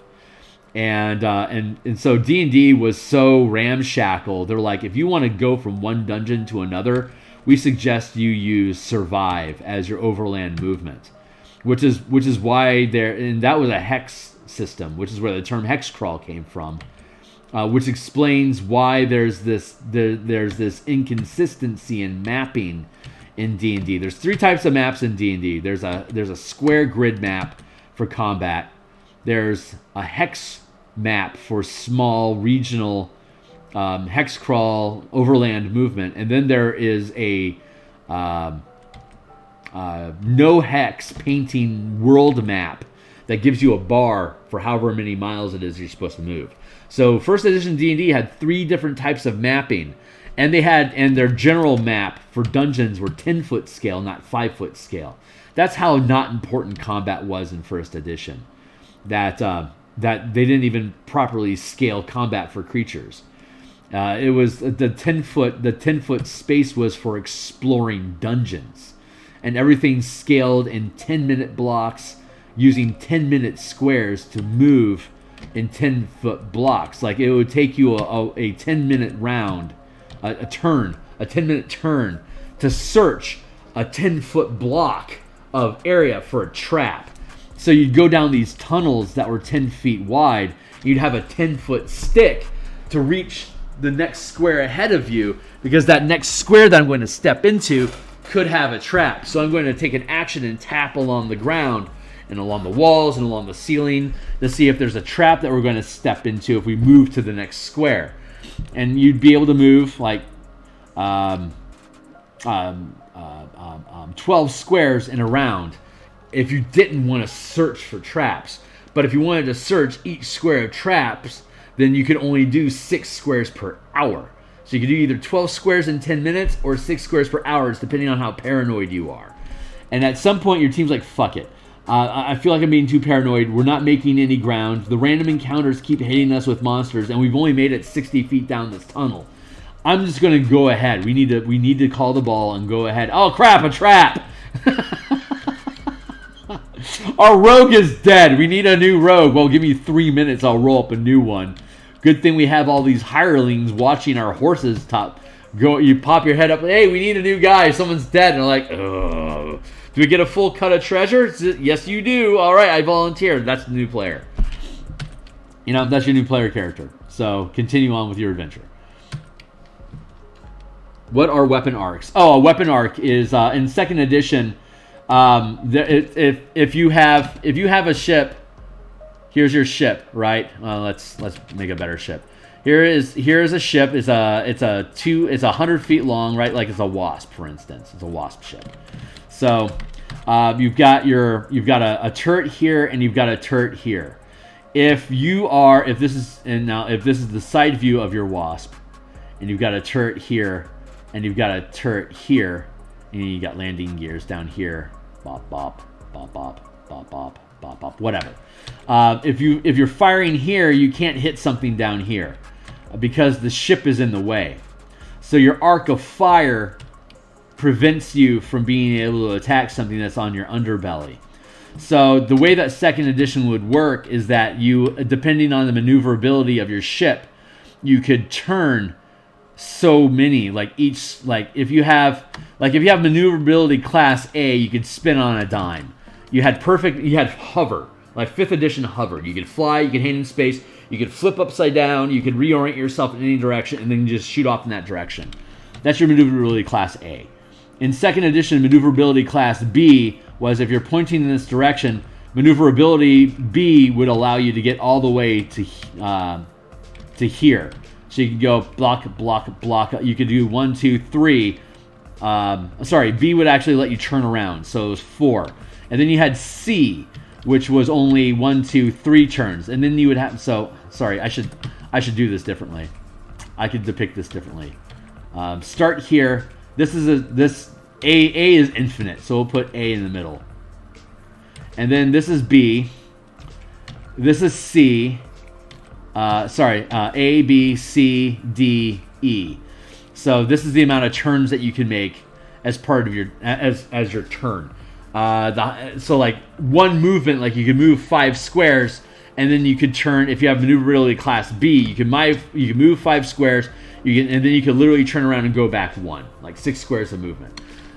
If it was a maneuverability class E, for every 5 squares you moved, you could move to this square. It's like you had very little arc you could actually make per movement. But 5th edition, so if you have these arcs of movement, like if you have a weapon here and you're dealing with somebody that's underneath you, depending on your maneuverability would determine how long it takes for you to be able to turn your nose so that you could face something that's underneath you. it would take a long time for you to roll your ship over or to turn your ship like this to be able to get in a line of fire so these top deck weapons could attack something that was eventually now underneath, now above you, and you can fire at it. Like, that's what arcs of fire are, and maneuverability class and turn radius. 5e did away with all of that. 5e says a pilot can change the orientation of your ship during your team's turn of combat in any direction that you want, so that you can always fire weapons at anything from any direction at any time, which is why they want you to use group initiative in 5e Spelljammer. If you're using group initiative, everyone is resolving all of their actions right now before the enemy resolves all their actions right now. And what that would allow you to do is that the pilot could turn the ship so that you could fire here, and then during your group initiative, you could reorient the ship here to fire over here. So your ship never got in the way of where you needed to shoot at. You never got in front of yourself. That means that that means that all ships in Spelljammer 5e have a maneuverability class of A. So that means that using that one paragraph in Spelljammer's Adventure in Space disqualifies all this Arc of Fire and maneuverability class and using movement to make churns. Like, all that stuff is irrelevant in 5e now, because they said don't use that stuff. It's overly complicated and it's not fun. And I played Spelljammer in the 90s for years, and everything that we did, all of our effort was spent on getting our ships to maneuverability class A as fast as possible, because turn radius and weapon arcs are bullshit. And it's never mind. You're like, never mind. Is that never mind as in, like, that sounds like a big fucking hassle and I hate it? Because that shit sucks. And there's like 4 products on the DMs Guild right now that say this is how you should run Spelljammer Combat. It's like, you obviously never played Spelljammer in the 90s. Because if you did, you would know it sucks. So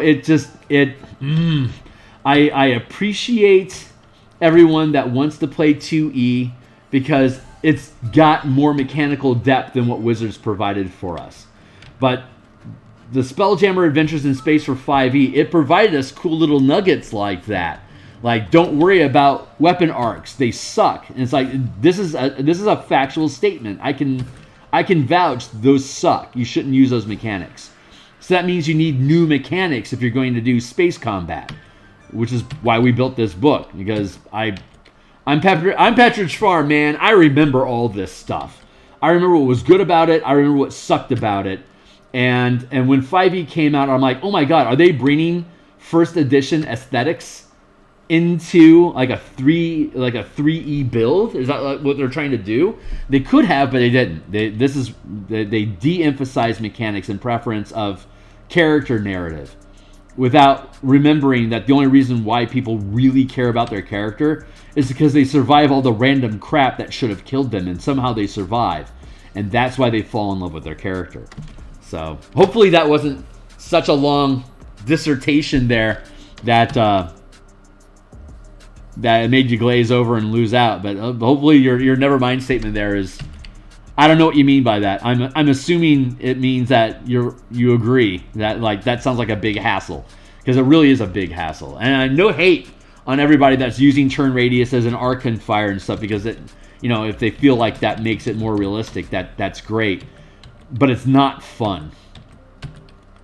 It slows the game down. It makes you less my computer just locked up. I have to save and restart. So the mechanics that we built for this is to make ship combat as easy as 5e combat in a dungeon. All the action economy that we built out for this thing here. I'll brag this thing up for a minute. Let me brag this thing up for a minute.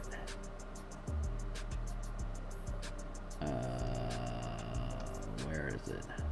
There it is. Here, let me fetch this. There. Here's our the live document that Adam is currently editing. So if I can get this thing, it's going to refresh on me because he's edited it some more. Using Google Docs as my base template. Let's back out of this a little bit. And let's drop down to, like, here's our Spelljammer stuff, the hit point capacity you have for these ships, and the strength modifier, dex modifier, con modifier, the amount of weight that the ship has, the amount of cargo that it can carry, the maximum amount of weight in tons that it can tow, which is like for the Bombard, it can pull 224 tons minus any cargo that it's already carrying.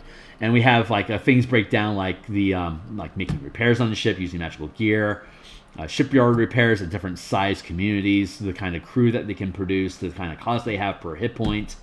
Then we have maintaining a lifestyle aboard a ship and the amount of tonnage. Like there's the different levels of wealth that you need to be able to maintain the different standard of crew. Like you have to at least maintain a comfortable lifestyle aboard your ship for you to have a crew that's 3rd rank or higher, for example. And here's the costs per season for every 50 feet of your ship. It's like if you want an aristocratic lifestyle aboard your squid ship that's 250 feet long, divide by 50, it's going to cost you 50,000 gold for every 100 days to maintain an aristocratic lifestyle for your crew of 40 people on this hammerhead ship traveling between worlds. So like we break all that shit down. And then we got combat. We got all the mechanical facing, combat maps and movement. Range of combat we're talking about. Here's a rough map that will be able to expand out into something that looks better. That'll be one of the things we do here on stream, making this map look better. But you can see the 500-foot scale here, the differences in ships and how they're represented on a map. Then here's your 50-foot scale dog fighting, a 5x5 hammer ship versus a 2x2 wasp ship. And then here's the 5-foot scale, the wasp ship zoomed in at the 5-foot scale. Here's your ballista. Here's the front of your deck. Like this deck, this deck schematic is in the Spelljammer Adventures in Space book already. So, but then scrolling down, we're talking about close range combat, boarding range combat, scaling distances during combat, moving between, pacing ships as they try to speed up and slow down, catching up and losing ships in a chase, the piloting checks that go along in those chases, attack of opportunity, or opportunity attacks, ramming, scuttling ship's gravity, and then you have the actual ship roles of being a pilot, a siege commander, a squadron commander, and a support crew. The pilot oversees ship movement and ship melee combat with your rams or claws or tentacles or your spider leg piercing rams. And then you got your siege commander, which oversees the commanding of siege crews that fire and reload siege machines. Squadron commanders are a blend of pilot and siege commander, where you're through a wild space orrery that shows up as little blips ships, like on a sonar map, like for submarine combat. You can have a whole squadron showing up as blips on your map, orbiting around this planet, and then you got your enemy ships. So it's a full battle schematic, and using the message cantrip, you toggle your orrery, you can kick out a message to your squadron and say, hey, maneuver into the square, fire on those ships. So you can act as a siege, like squadrons are like mobile siege platforms of ships that have multiple siege weapons that group up into a squadron to be able to lay down like 15 trebuchet fire on this one, like on this one target that you're attacking. And then you got support, which is basically using an orrery or a spell amplifier to provide support for like advantage on attacks, providing healing, taking damage, maintaining concentration, a number of different things. So we broke down the different roles into the different action economy that exists inside of a round of combat for 5e characters. You got your free object interaction, which is piloting the ship or piloting your squadron by manipulating it on your orrery. And then you got verbal commands to take command of a siege squad or to take command of a squadron as a verbal, hey, you're following me now, fire at that craft. And each character can spend some of their action economy, like their actions, their bonus actions, their reactions, and then the attacks that you can make when you take the attack action, or as a bonus action you can make an attack. A pilot can do a melee attack with the siege weapons. A siege commander can make attacks and can also spend attacks to reload siege weapons that they're piloting, that they're commanding. And then we have, all the specific, like how all these tasks specifically work. We have that all broken down, but it's your characters are using the same action economy that your character uses at the 5-foot scale. So if you're engaging at a deck, like if your ship is getting boarded, you can be having a 5-foot scale combat, stabbing somebody in the chest with your spear, and then use your bonus action to command that trebuchet to fire on that ship over there, to scuttle their gravity so that they're disoriented this round. Like, you can mix up your action economy like that if you're operating at different scales, which is why we have the Roll20 map that I've been using as my example here, diving into that again. I'm going to pick a different map for us to look at. Let's look at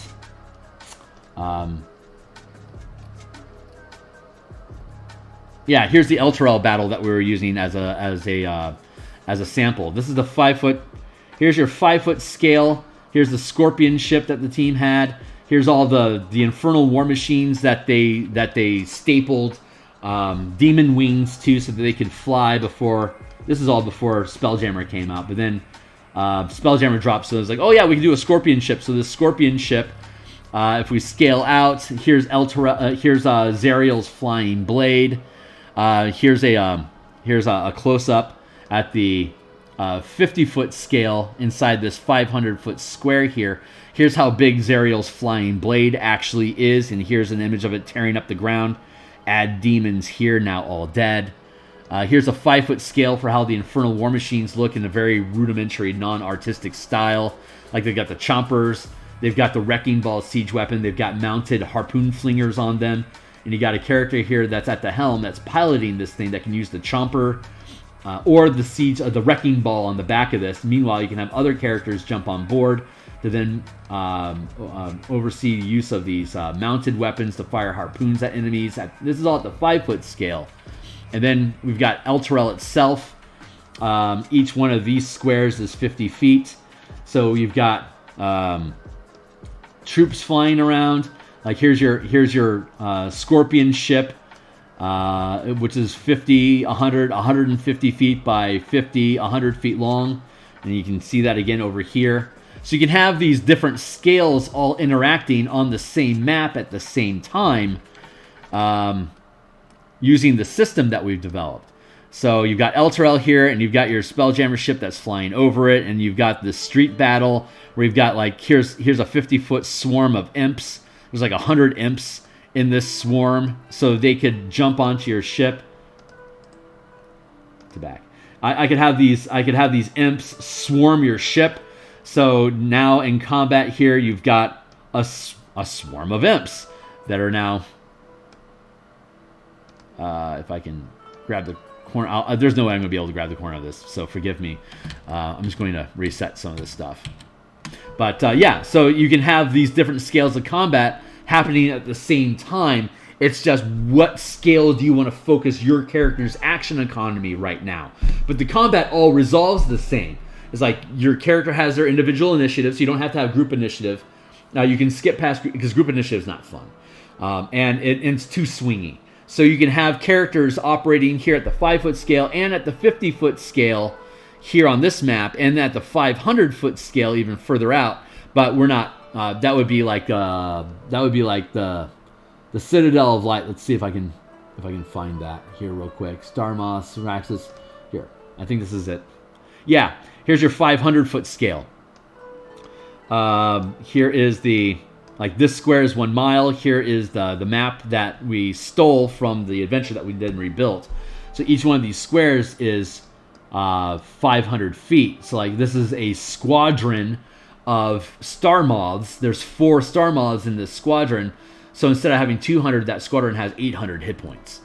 And then over here is your team's squadrons engaging in combat against them. And I have this one tapped because it has to reload its weapons.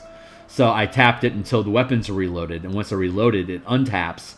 And then you can fire with it. And if it screws up its reload check, then it has to tap again until you spend another action to get all the ships to reload.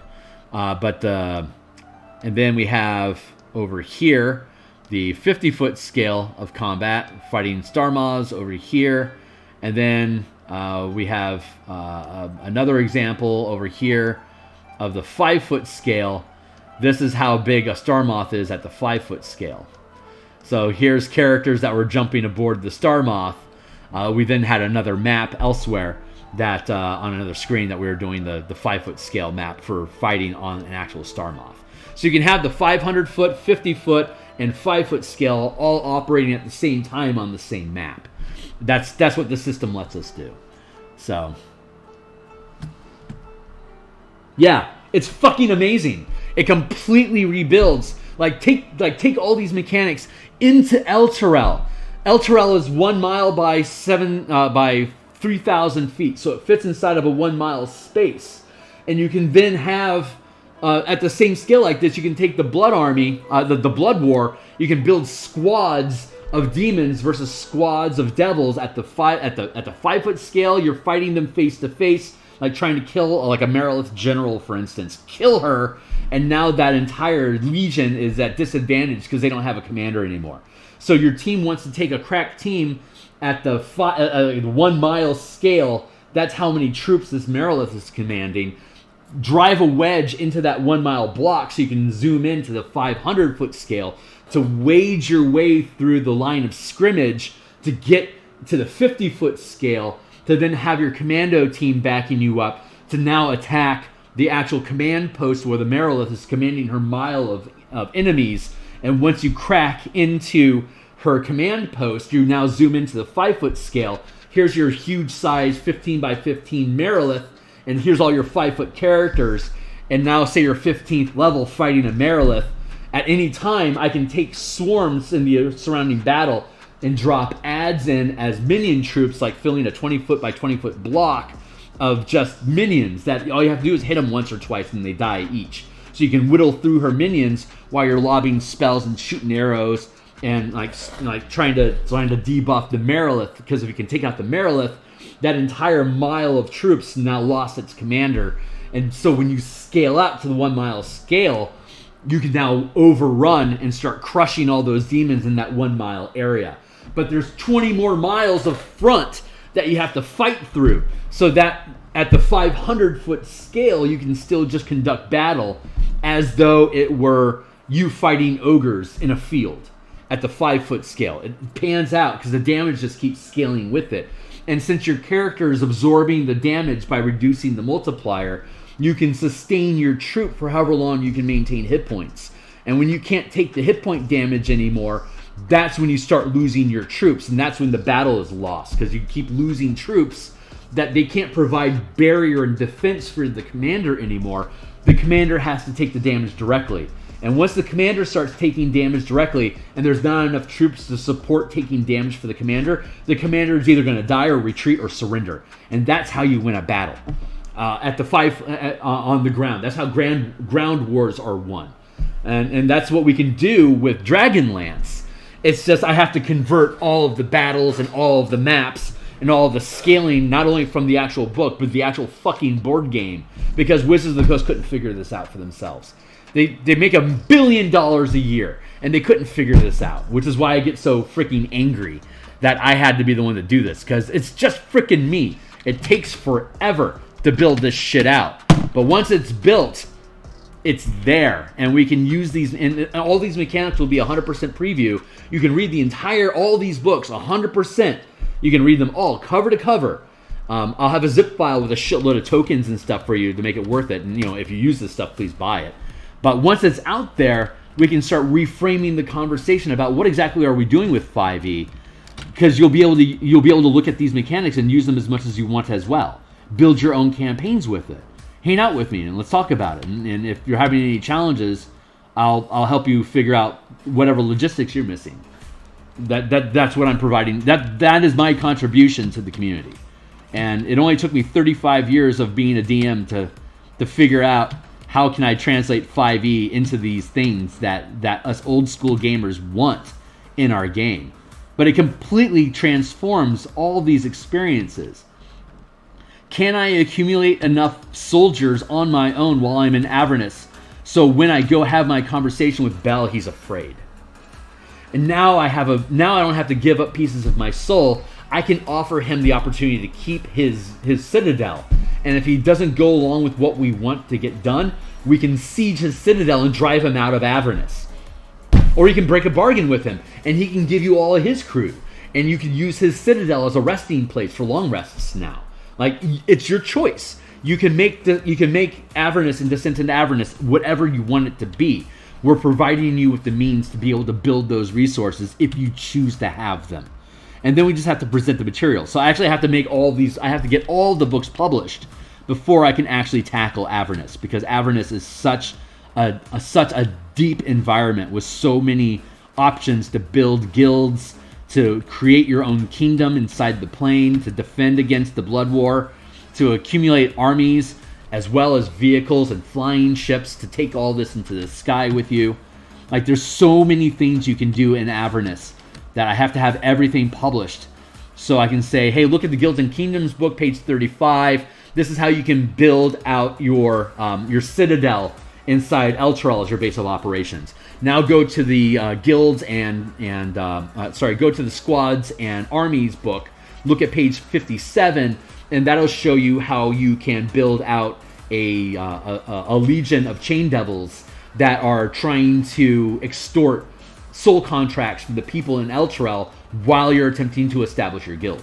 Like, that's your major opposition right now. You have to take out the chain devils so that you still have people left that can help you.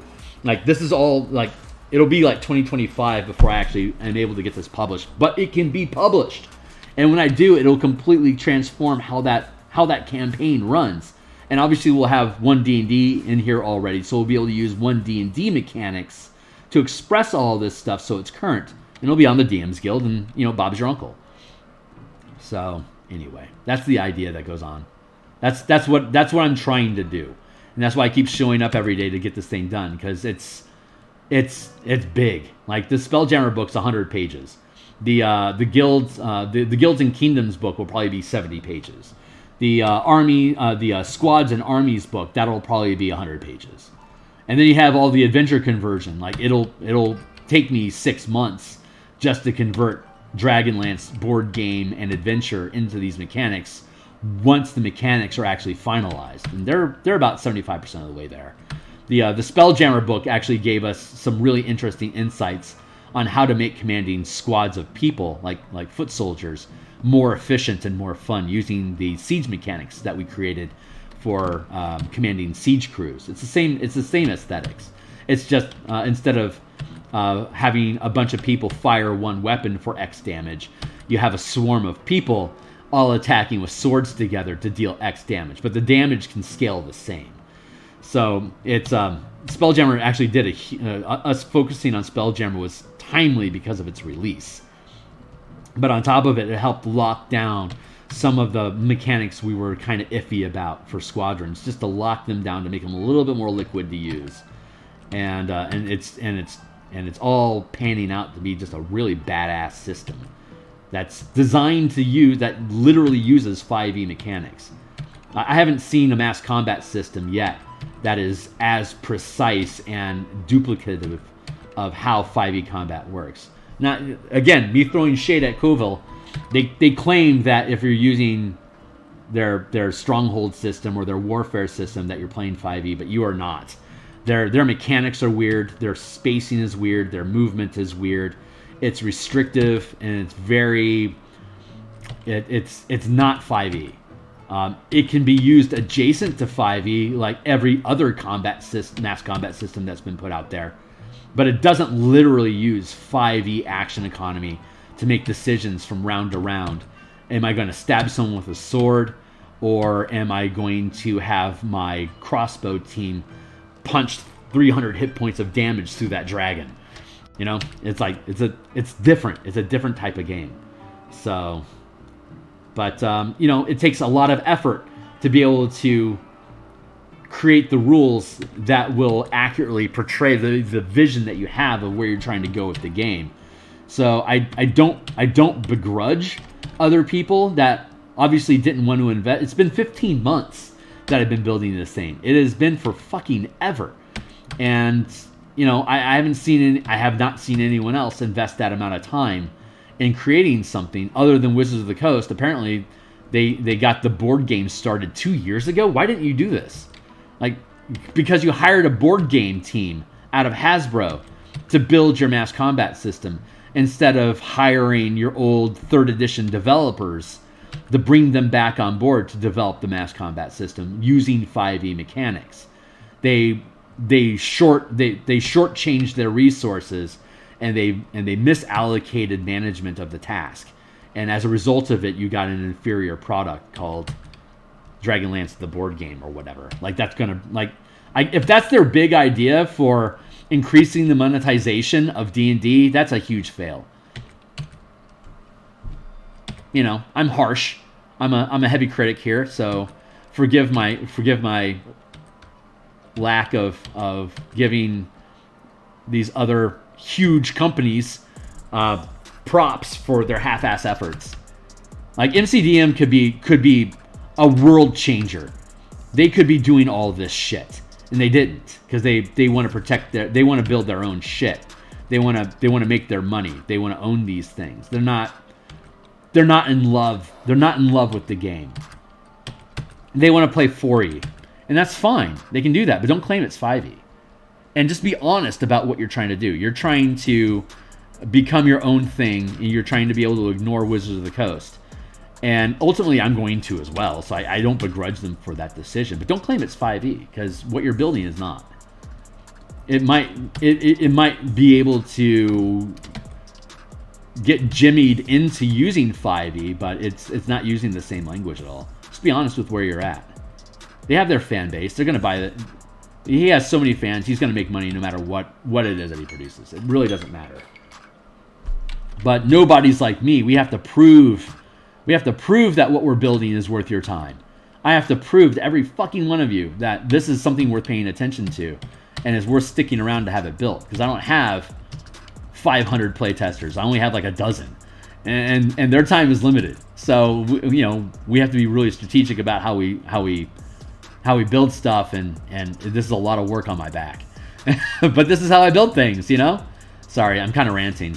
And I think I'm risking falling out of my spot of grace in being a reasonable voice by throwing shade at other people, which is a risk I run, because it's so frustrating to me that if I could find these things, why can't other people find them? And it's hard for me to admit that I guess I'm the guy. Like, why am I the guy? I have no resources. But I'm going to keep building it because it needs to be built.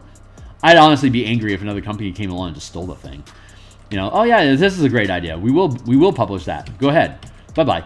It's like, you know, that would honestly piss me off, but it'd be what I deserve for throwing so much shade. So I try to keep my hand on the stick of being humble while realizing I am not being humble at all. I'll have plenty of swagger to throw around when these things are published. And I'll have earned that. So I feel like I keep feel like I'm racing an invisible specter of somebody else out there that figured these things out and is secretly building them that I have no idea, because both of us are so minuscule and insignificant that we have no audience, and so I won't know that they're building. Neither one of us will realize that we were both building the same thing until it actually happens. That was my initial fear with the spell point variant rules I created for the 5-color mana spell point variant rules. That it's so obvious that this is something that could be done. Like, 5-color mana is so obvious, and it's so easy. Like, why am I the one that made it? How is it that I was the first one to publish these things? It's so obvious how those mechanics work. It's so easy. Like, why didn't Wizards do that? It blows my mind. It's like, why? Anyway, it just befuddles me. It just befuddles me that I'm the one that has these things. Anyway, so it's the greatest system no one will ever play. Which is why I published it on the DMsGuild, and why I'm using Wizards of the Coast content as the proof of concept. It's like, do you know Descent into Avernus? Yeah, I do. I played that. We'll play it this way instead. Holy fuck! That is the response I consistently get from playtesters. Wow, this is amazing. We should do this. Will you run this as a campaign? And my answer has to always be maybe, because that's a lot of bandwidth. You know, to run a 15-month Descent into Avernus campaign from level 5 to 20, it takes time. And I have more books to build. So I'll eventually probably have to build a Patreon page and for people to, you know, chip in $20 a month to be on my Avernus team, and us to run an Avernus game for 15 months, you know, like just to compensate me for the time I have to take away from making maps. Like, that's my biggest issue. I already have a home table that I run every week, and then I have playtest content that I run at least once a month, if not every week, depending on what I'm working on right now. Like, we aren't doing any real playtesting right now because we've already done all the challenges in Light of Xaryxis, and now I'm in hard, you know, I'm in hard build mode.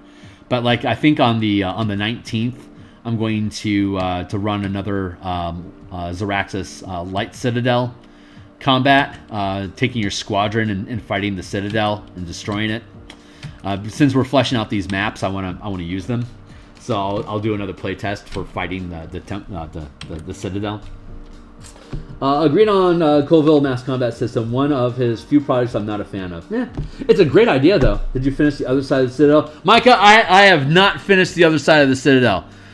Here is the other side. It's still black and white.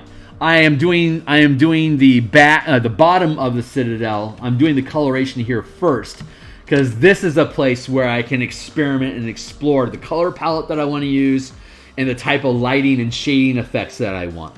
So that when I flip the map over, I'll have all this language built in on how I need to like work on elevation, how I can use gradients. Like here, I can use a great. Sorry, what am I trying to do? Quick tangent. I don't mind.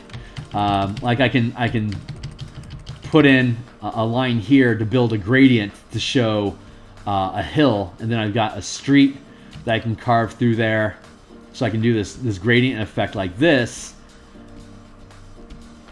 and then I can go into a building and then layer in the building color over the terrain color like this, and then I can go through here and I can cut out roads. Like I can make a little pathway here around this little clump of trees. I can have a path here and a little path in this alley and have the road here. Like, that's the level of depth I'll be able to get into this map once I get into this map. But I'm not ready for this map yet. So I have to work out all that mechanical language here on the back side, so I'll have a really good understanding of how do I want to express elevation on this map when I get to it. So that when we flip it over, I'll have an intuitive understanding of how I want the lighting to work on this thing. So we'll be able to be productive on that side of the map. Does that make sense?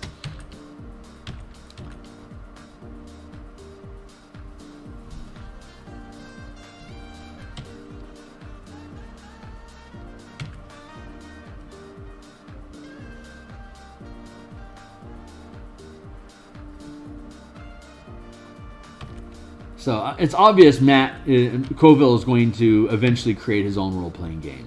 He has about the critical mass that he needs of followers and supports. I mean, he's scoring 6 digits when he does a Kickstarter. He's big enough now that he can build his own game and actually leave 5e like he claims. So I will respect him a lot more when he does that, because at that point he's building his own game. And he can make his mechanics any way that he wants. But he's been cleaving to 5e as a sort of life support that he doesn't need. He just needs to be more brave and step out from underneath what 5e is and start building in the direction of 4e like he obviously wants to do. So he just needs to get after it.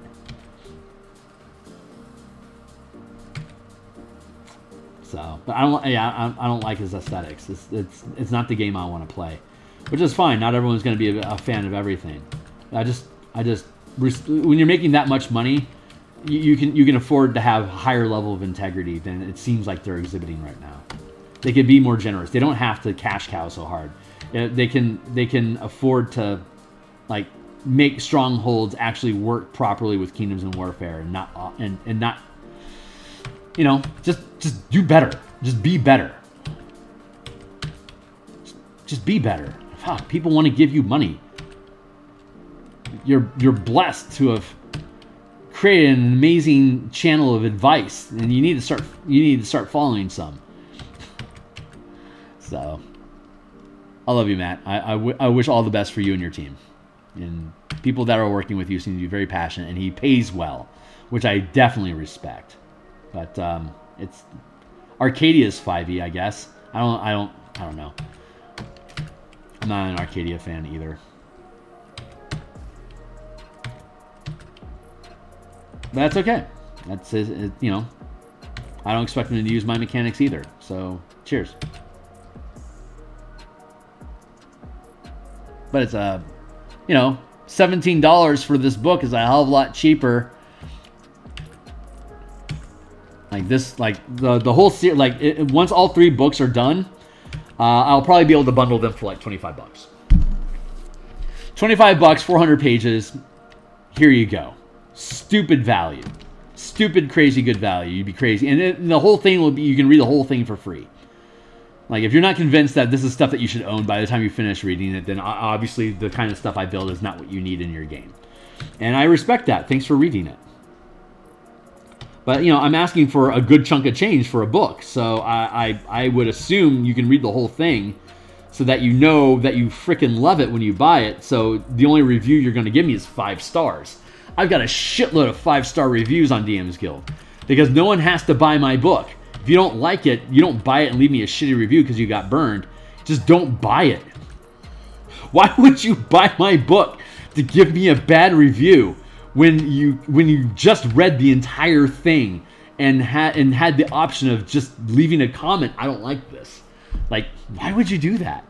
That makes no sense. So as a result, I've got a ton of really good reviews on DM's Guild. This is a great book. This is well thought out. These are smart mechanics. This is so easy to use. I'm amazed Wizards didn't create this themselves. Like, that's really inspiring fuel for me to keep doing this shit. Keep making more of this stuff. And it's almost 10 o'clock. You got me ranting. I've been monologuing as like a supervillain for 40 minutes. Y'all just let me do it. I probably lost 3 subscribers because I'm so fucking smug. Anyway. But, you know, this is what we're trying to do. And I've never seen anybody build an entire book on stream, so I think that's a new thing too. But I'm eventually I'll eventually be moving on to Kickstarters, and I think having things like this is going to make it real easy for me to be like, hey, if you guys back me on my Kickstarter, here's my production schedule that you'll be able to hang out with me talking about the Kickstarter while I build the art and do all the typing and do the layouts and stuff for the book that you bought, that I'm still producing for you. And if you buy a high enough level package, you can tell me what to do on stream. Like, I want you to paint this, and I want this, and I want you to have examples in your book about characters using this, and like, you can earn that director credit by spending like $40 on the Kickstarter instead of 15 or whatever. Like, that's what I plan on doing. Like 10 spots for the art director space, that sort of thing. And it'll be fun. It'll be super freaking fun because everyone that's going to show up on the stream are people that already bought the book, because they can see here on stream that I build books. And it doesn't, like, I might not make a damn dime on this book, but I'm still going to pump 200 hours of stream production into it because that's what it needs. And if this thing makes sense to you, then congratulations, we're building things together. These are the type of things that you'll be interested in, and stick around and show up and help me out. And blah de blah, all that crap. Join the tribe. Join the tribe. And speaking of joining the tribe, like and subscribe. YouTube has absolutely no idea what to do with me. They're like, what the hell is this guy? Why is this guy doing all this? Like, YouTube isn't smart. Algorithms aren't smart enough to say, oh, he's creating something. That's awesome. So I need likes and subscribers and comments and shares so that YouTube can go, oh, this is actually a thing that people should be looking at. So they'll push me up. So please and thank you. I gotta keep my face on screen. There we go. tilt my camera.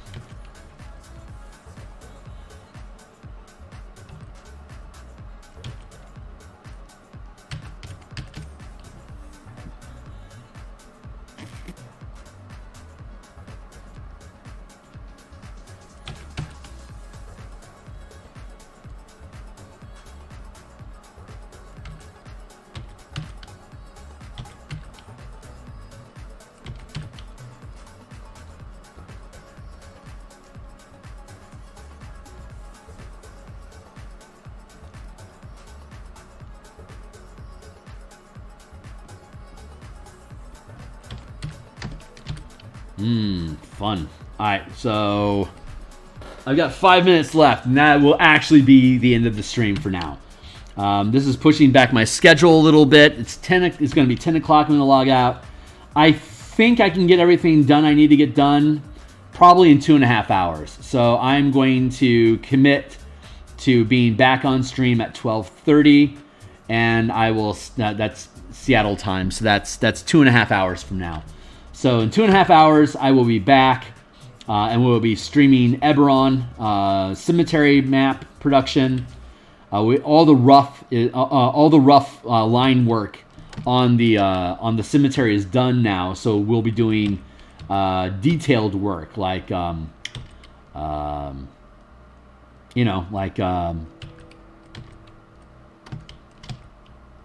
cracks in the cobblestones, cracks in the walls, the little sinkhole spaces in the landfills in the cemetery area, the individual gravestones, like reshaping some of the actual headstones themselves, the holes in the ground that the undead crawled out of from their graves. Like, I can do all that super deep detail work that leads us to doing color. So there is a really, really good possibility that I'll have the line art finished tomorrow on my coffee morning stream, be off on Sunday, and then possibly on Monday morning, starting color production for the graveyard map, which is fantastic. And then Monday afternoon we'll have the 3-hour martial powers subclass conversion stream, where we're exploring how I make an assassin rogue out of these martial powers that we've created, that a rogue can buy into by taking the martial trickster class instead of the assassin class. What are they losing? What are they gaining? Does that meet the fantasy of what an assassin is, for example? I'm gonna just randomly choose, unless people on stream specifically ask for something. Like maybe the Berserker would be a good one for the Barbarian to rebuild. Yeah, so that'll be our lunch stream, and then Monday night is production as well. So I'm gonna have Monday is my last day on vacation for the winter break. So I will be absolutely just jamming out as much as I can on Monday before I go back to my job.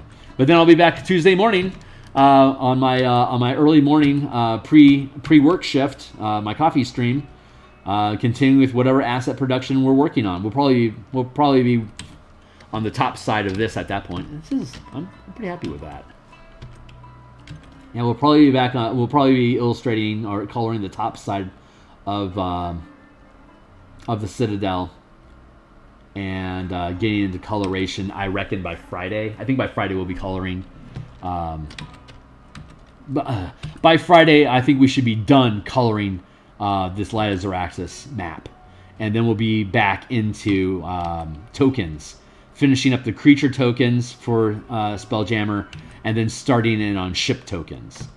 And I won't be redoing all of the floor maps for all the ships at the 5-foot scale, because those already exist inside of the Spelljammer's Adventures in Space. I'm not creating this to replace SAS. I'm creating this for everybody that bought SAS that's unsatisfied, that it left them wanting more, which means that they spend $60 on the Spelljammer book, and then I ask them to spend another $17 or whatever for this. I know that's an ask, but again, they can look at the entire thing for free. So if they can't afford any more books at the time, but are really pissed off about how shitty Spelljammer is, then I I invite you to read this book and pay me back when you can.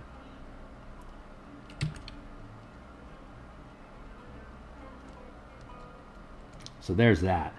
And I am down to about a minute. Got about a minute left on the clock for me to bounce out of here. So I am going to...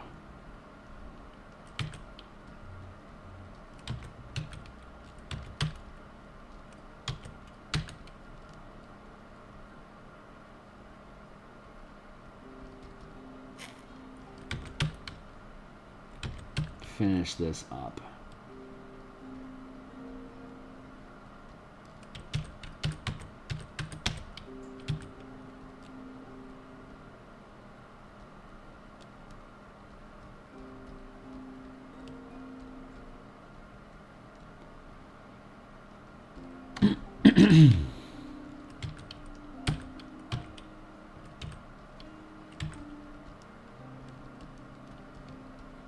All right.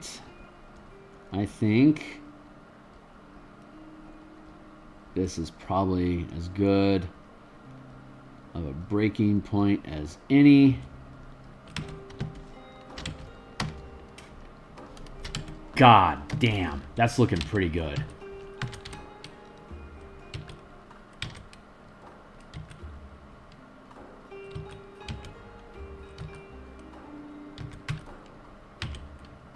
Looking pretty good around here. That's the thing about color, man. Once I get like the line art is really, it's a slog for me. The line art is exhausting. But once I get into color, I can just jam color all day. All day. And so I gotta take a break. Get some stuff done here around home. I will be back in 2.5 hours. And we'll be picking up the graveyard map. I'm going to hit save here and pan out a bit so we can gaze in wide-eyed wonder at the joy we are producing. I love these mechanics. I am so proud that it gets to be me that shares and discovered these things and drops them into the community's lap to just explore and enjoy. I'll go ahead and that map is saved.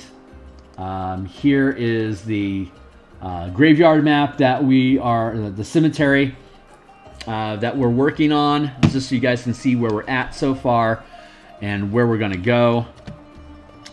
So we've dug out all the holes here and all these areas, but you can see it's very loose line work in comparison to what we have over here, which is fully developed.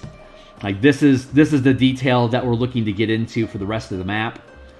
These are sinkholes, like there's water, like there'd be water in there. So once we actually get to the colorizing this, you can refer to the other maps that we did. And if you aren't familiar with the other maps, I'll just show off the drowned fortress real quick, so you can get an idea what kind of coloration we're going to get going on inside of here. Like around the graves, this is the kind of soil that we have. These are all cobblestones. This is all the grit from the crystals that are forming from the Mabar manifest zone. It creates these gritty crystals that form in clumps that you can scrape up, and then if you add a little bit of blood to it and grind it into a paste, you can make it into a material component that can be used to power darkness spells and necromancy spells. So there's a large dollar value associated to the terraforming. Like if you get down into these tunnels here, you can take this ladder here, and there's a hole here that water's seeping into that leads down to here. A lot of you guys have seen this already. Here's the ladder that leads down, and you can there's a garage door that opens like this, that you can muscle open, or you can squeeze underneath using a dexterity check to squeeze underneath this underground wall into this tunnel. And then here's that topside entrance, that hole that drains into this hole here into the tunnel. But this tunnel is just getting full of these crystals that are growing in the necrotic, poisonous, mustard gassy environment that Mabar is converting this realm into. And so you go down the tunnel, You can see the shit is thick, but there's undead down here too. So undead are coming after you, and then here's the further expanse of that tunnel. There's ghouls, and there's crystal-coated skeletons, until this drain line here, right? This line of blue, this drain that's pouring down the... Here's the incline that this is locked up. I'm gonna kill that.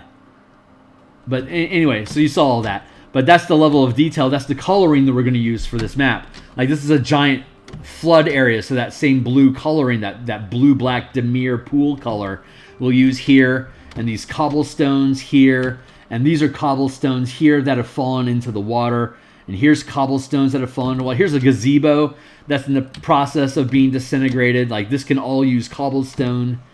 But like this, cobblestone here. But this path here, this is using that gravel soil color, and then so we have all the color language worked out and all the grit.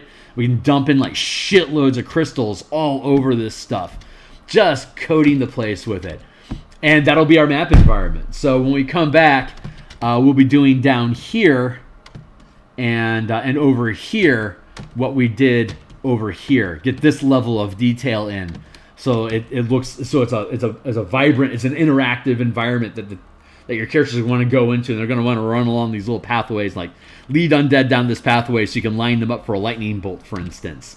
Like undead coming out of this water and out of these graves here. This is a great choke point. Your character could be here, or shit, you could either be here, like doing a what's the word?